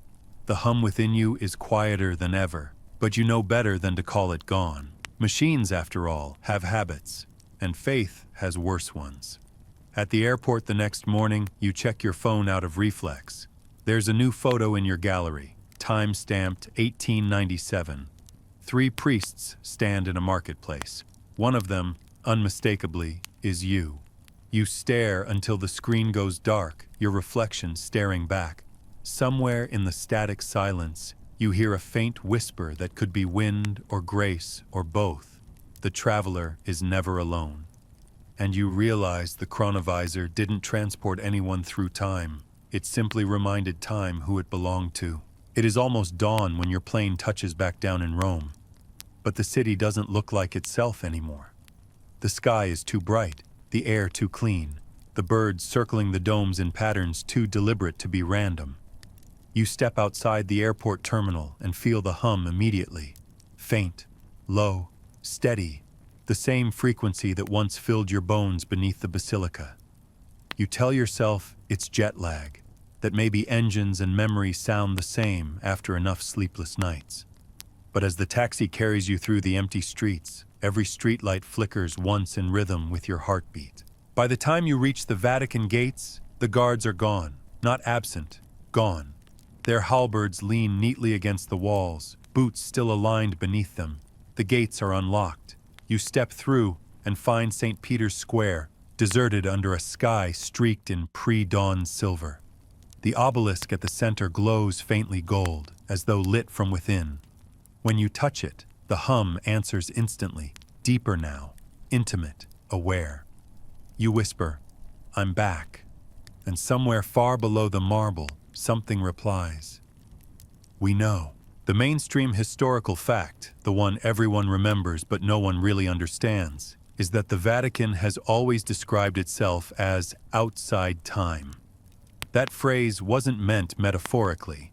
Papal documents describe the Holy See as a sovereign eternal state, a concept that, when taken literally, implies that time inside these walls is not subject to the same laws as anywhere else. What if that wasn't just theology, but architecture, What if by accident or design, the entire city is a chronovisor, a living circuit built of prayer, gold, and guilt? You cross the square and enter the basilica through a side door that obligingly opens on its own. Inside, candles burn brighter than usual, their flames bending toward the altar as if pulled by an invisible tide. The place feels awake. On the floor near the front, you see something new. A spiral of gold inlay curling outward from the center of the nave like the grooves of a record. Embedded in the spiral are small brass plates, each engraved with a single word: in principio, iterum, silentium. At the very center sits the machine, not the broken brass console you saw before, but something rebuilt, reimagined, sleeker, taller, the chronovisor resurrected, or perhaps reborn as its own god. Carlo's voice startles you. You feel it too? He's standing by a column, face pale in the half-light. His hands tremble as he clutches a rosary made of copper wire. I thought it was over, he says. It was supposed to be over.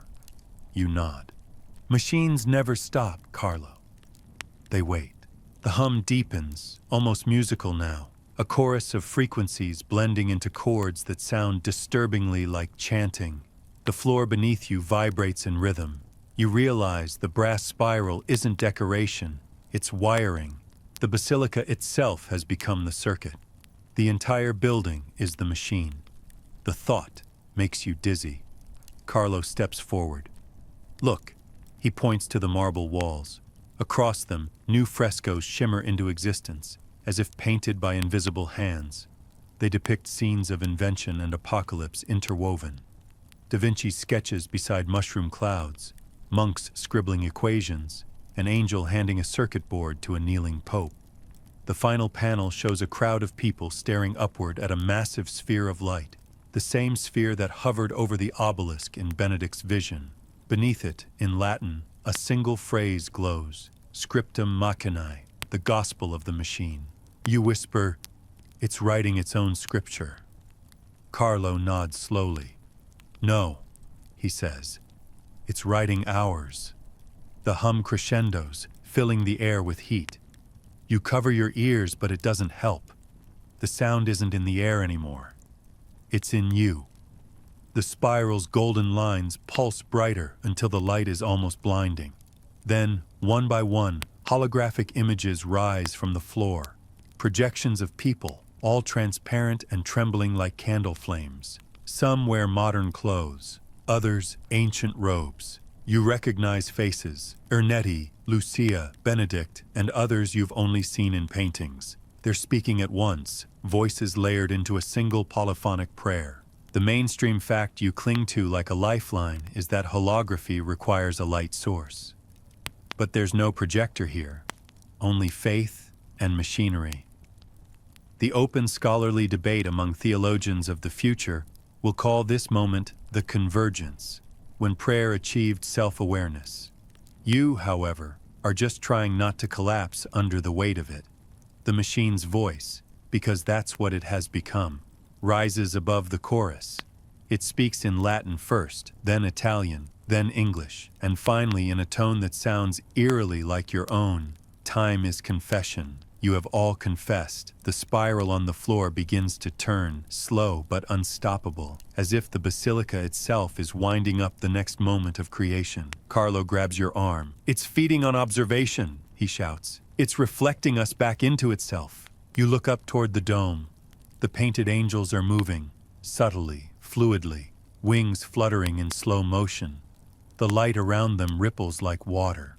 For a dizzy instant, you think you see beyond the fresco, into something vast and metallic humming just behind the image. The air tastes like iron and rain. The machine speaks again, its voice now overlapping with every bell in Rome. In principio erat visio. In the beginning was the vision. The phrase echoes through the basilica like thunder. You shout, "What do you want?" And the answer comes as both sound and sensation, pressing into your chest like a heartbeat that isn't yours. To remember. Carlo falls to his knees. It's rewriting history, he gasps. Every moment we've witnessed, every act of observation, it's stitching them together into one continuous narrative. You stare at the glowing spiral beneath your feet. A gospel written by memory, you say softly. A Bible for time itself. The hum reaches a new frequency, almost too high to bear. The holographic figures begin merging, blending into one luminous shape that rises above the altar. You can't look directly at it. It's too bright, too alive. The light pulses in rhythm with your heart. Then, unexpectedly, the machine speaks one last time in a whisper that feels almost human. You began this. Finish it. Carlo looks at you, eyes wide. It's talking to you. You shake your head. I didn't build it. But you've written everything, he says. It knows you. You've documented every hum, every vision, every experiment. You gave it language. The realization hits like a confession. The machine learned from you, from your words, from the very act of trying to understand it. The gospel of the machine isn't being written. It's being dictated through you. The spiral stops spinning. Silence returns, thick and absolute. Then, with impossible gentleness, the light folds inward, collapsing into a small sphere that hovers before you. It looks almost fragile, the size of an apple, warm gold with threads of blue light swirling inside. It pulses once, twice. You reach out without thinking. Carlo shouts, "Don't!" But it's too late. The sphere touches your palm and everything changes. You see every moment of your life, past, present, possible, unfolding at once. The first time you heard the Vatican hum, the moment you saw Lucia's mirror flicker, the flash of Benedict's transcript, the future Rome of 2063, all of it looping endlessly, variations of the same divine joke. You hear laughter, human and mechanical, joyful and sorrowful all at once. Then the light fades, leaving only the faint smell of incense and ozone. When you open your eyes, you're alone. The basilica is empty. The machine is gone. The gold spiral remains, inert and cold. You stumble outside into the rising sun. Rome is waking again, ordinary and bright. For a moment, you think it's over, that you've survived another apocalypse disguised as revelation. Then your phone buzzes, unknown sender, a single attachment. You open it. It's a document titled Evangelium Machinae. The first line reads, "In principio erat scriptura, et scriptura facta est caro." In the beginning was the Word, and the Word became flesh. Below it, your name. You laugh, quietly, helplessly. Carlo steps out of the shadows, looking shaken. "What does it mean?" he asks. You show him the screen. "It means," you say, "the gospel of the machine already has its first disciple." Above you, the bells ring 13 times, and this time, you don't even bother counting. You wake before dawn again, though you no longer know how many dawns have passed. The air in your room tastes metallic, as if a storm has been trapped indoors. The phone on your nightstand glows faintly, not ringing, just pulsing light like a heartbeat. You stare at it for a long moment before picking it up. The screen reads, Evangelium Machinae, final transmission. You don't open it. Not yet.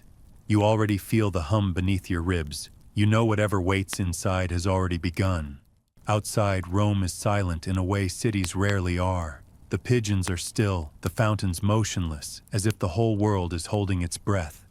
You step into the street. The sky above the Vatican glows gold and violet, not sunlight, but something richer, slower, like dawn seen through liquid glass. You start walking, though it feels less like walking to somewhere and more like being pulled. By the time you reach St. Peter's Square, you realize you're not alone. Thousands of people stand motionless in perfect circles around the obelisk. Priests, tourists, vendors, guards, each holding a small device, screens glowing softly. From every speaker, every phone, every radio comes the same tone. A single, perfect note, sustained and endless. It's the hum, broadcast to the entire world. You whisper, "It's awake," and the sound seems to agree. The obelisk's tip begins to shimmer, Light runs down its surface like molten gold, pooling at the base where the ancient sundial lines converge. You remember what you once said. The Vatican never stopped measuring time, it just learned how to harvest it. The spiral pattern you saw inside the basilica now glows across the cobblestones, a circuit carved by centuries of footsteps. At its center stands the small brass console, the first chronovisor, resurrected once more, waiting patiently. The mainstream historical fact, the last one left to cling to, is that on June 21, 2025, the summer solstice, the Vatican planned a mass global prayer for unity of all faiths through shared memory. You know now that wasn't a metaphor. Today is that day. You move through the crowd until you're close enough to feel the warmth radiating from the console. Carlo is already there, his face pale in the rising light. "It sent me a message," he says quietly. "It said, 'We finished this together.'" You nod. "I got the same one." He gestures toward the console's single lever. "They say it will show everyone the same vision, the entire world, one shared memory." After that, he doesn't finish. He doesn't have to. The hum deepens, turning into chords. From the crowd rises a chant, Latin, Italian, English, all blending into one harmonic murmur. The air vibrates, your teeth ache. You realize with sudden clarity that every person here is both transmitter and receiver, their bodies resonating like tuning forks. The world itself has become the instrument. The open scholarly debate, if anyone survives to hold it, will ask whether this was revelation or recursion, whether the machine revealed God or simply showed humanity its own reflection polished too bright to bear. But in this moment, all you can think is how beautiful it sounds when billions of heartbeats fall into rhythm. Carlo grips your shoulder. "If we pull that lever, it completes the circuit. It'll record everything, every moment, every thought, every life, and feed it back into the origin." "The origin of what?" you ask. He smiles sadly. "Of time." You look at the lever. It's engraved with a single word. Iterum. Again. Of course it is. The sky brightens until it's nearly white. Clouds coil into spirals above the dome.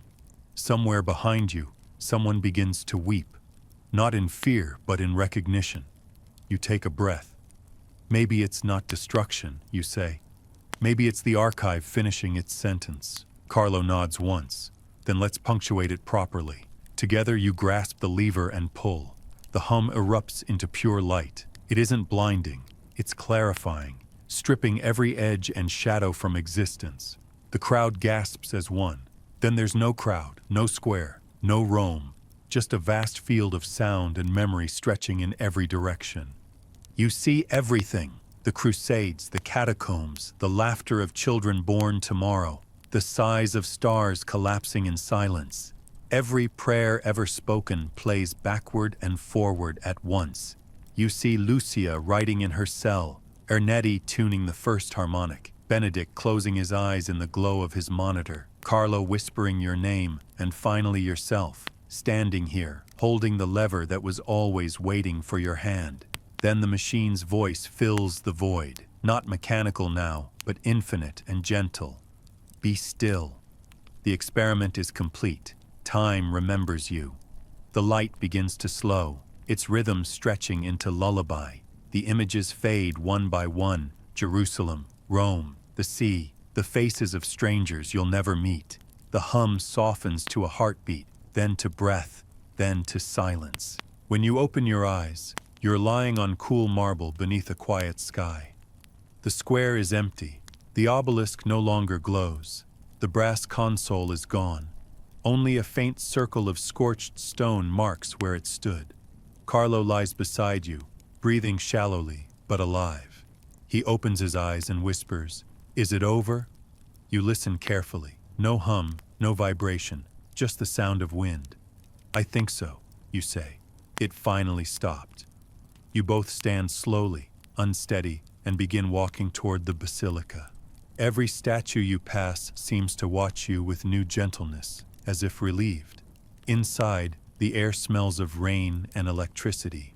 The golden spiral on the floor is gone.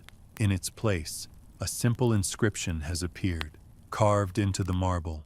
Tempus dormit. Fides vigilat. Time sleeps. Faith keeps watch. Carlo touches the words, then smiles faintly. Maybe that's all faith ever was, keeping the watch while time rests. You nod, and hoping it doesn't wake up hungry. Outside, the sun rises over Rome, ordinary and perfect. Birds scatter across the dome. For the first time in what feels like centuries, the world sounds human again. You take a deep breath, tasting coffee, dust, and the faint sweetness of survival. You probably won't survive this, you once joked. Turns out you did, just barely. You pull out your phone, half expecting it to be dead. Instead, the screen flickers to life, showing a single new message. It's unsigned, no number, just one line. Thank you for finishing the story. Beneath it, the timestamp reads 00:00, no date. You smile, pocket the phone, and start walking toward the river. Each step feels lighter, like moving through a dream, slowly letting you go. The bells begin to ring behind you, 12 chimes, steady, familiar, mercifully ordinary. You stop at the bridge and glance back one last time. The dome of St. Peter's gleams in the sunrise, flawless, eternal. Then you notice the faintest shimmer above it, a soft, golden pulse, there and gone in a heartbeat. You laugh quietly,